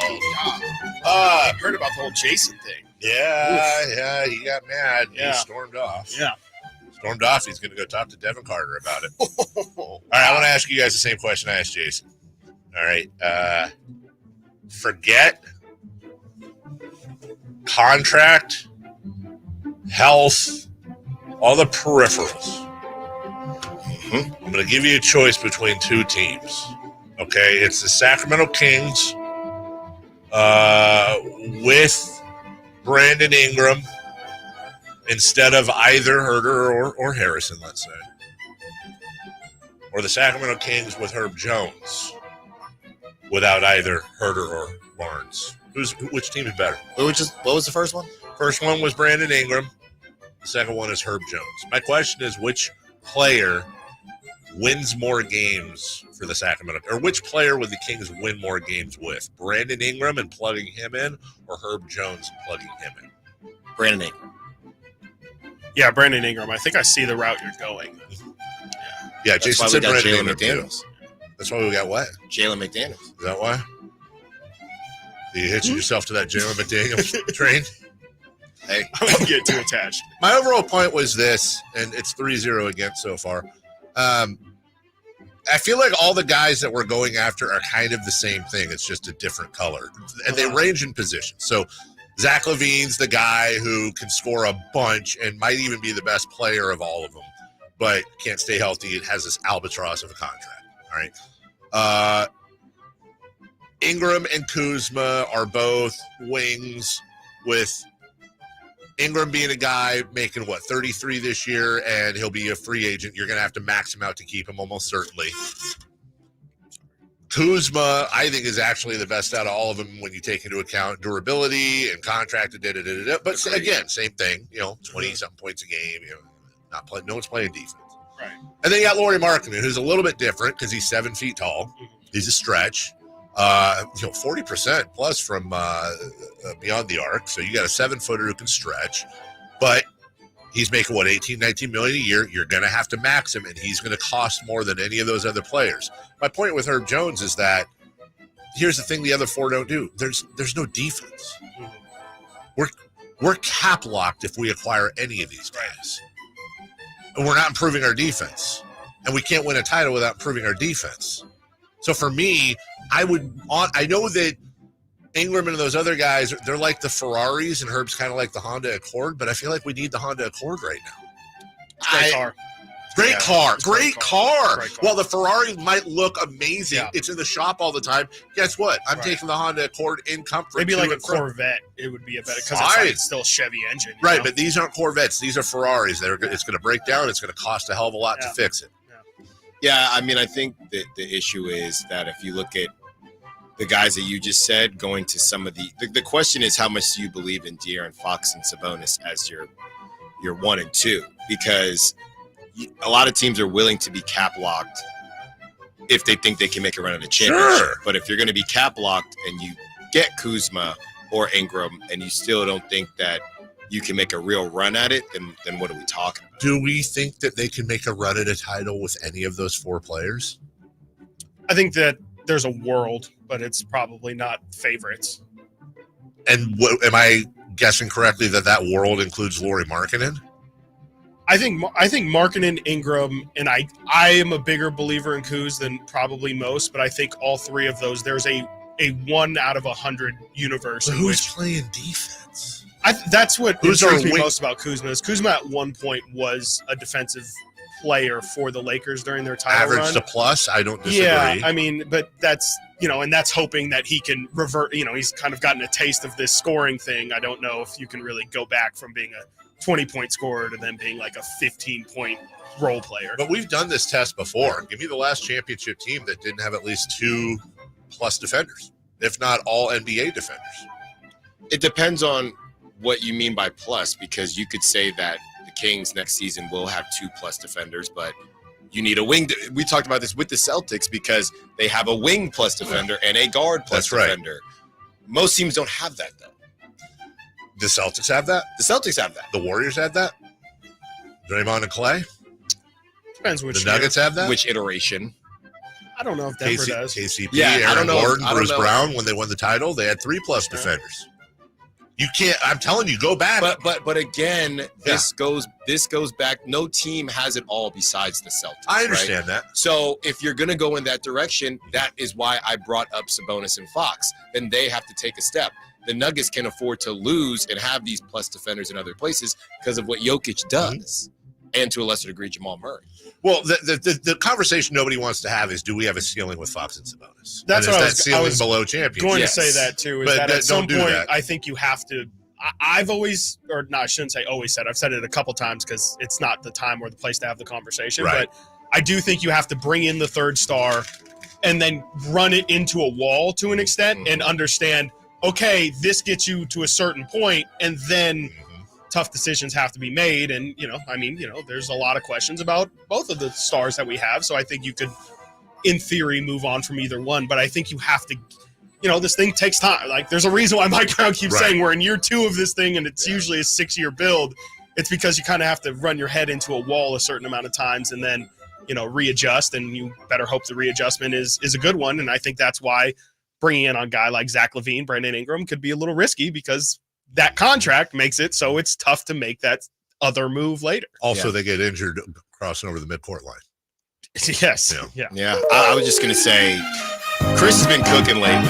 So if you want to tune in to Styles and Watkins, it's really about Watkins right now. Last 2 weeks, Watkins. Chris has been on fire. So that's just a little bit of a taste. Tune in. Take the baton. By the way, we have figured out when the Kings will make a trade, if that helps at all. I saw. Yeah, it was 100%. I would like to add to that and say it's probably going to be 2 o'clock. You're probably right. Yeah. You said, I mean, after 10 is still correct, but I'm going to also you're double right. down and say it's probably going to be after 2. Which we all mean this. It's going to be Independence Day, or it'll be the night of the 3rd. That'd be great because then we can take that day from. Well, yeah. I was going to say a little bit. I know it's not quite KD Day. Celebrity Birthday is brought to you by Crumble Cookies. Crumble Cookies brings everybody together. CRUMBL. Jason gone. Chris in. Good morning. Hello, gentlemen. It is Larry David's birthday today. Let's go. How old is Larry David? What? What? Pretty good. Old. All right, that's better. Larry David is not as old as we think, though. I think Larry David's 70. He's 73. I'll say 75. Chris Watkins is the closest, 77. Ooh, he's older than we think. I said he's older than we think. Lawrence. Wow. All right, one half of the Bash Brothers, Jose Canseco. Oh, yeah, he said happy birthday to me. Sounds like him. Yeah. Did he really? Yeah. That's pretty cool. That is cool. 64. 60 on the nose. I was going to go 54. We have a correct answer. Thank you. Alan Stiles, Thank 60 you, Alan. years Thank old. you for that, Alan. Jose. Okay, how about we go with best there is, best there was, best there ever will be, Bret the Hitman Hart. You go first. Me. Just for fun. Yeah. Let's switch it up. Bret Hart. Is he the Sweet Chin Music guy? He's the guy that got hit by the Sweet Chin Music. Right. Yeah. That's right. 57. Don't pass the aux. Right? Oh, I That's what thought the that kids was say. Rock of Love. I'll say 58. It's Brett Michaels. Brett Michaels. Yeah. Gross show. 56. I love that. 56, 57, 58. We do not have a correct answer. I guess Chris Watkins is the. Wait, were you the oldest one? I said 58. Okay, then you are the closest. Bret Hart is 67 today. Oh, wow. And then let's a quick one. Lindsay Lohan. How old is Lindsay Lohan today? My girl. Your girl. I would not want to claim that. Count the rings. Lindsay. Lindsay Lohan. Damn it. Lindsay Lohan's 44.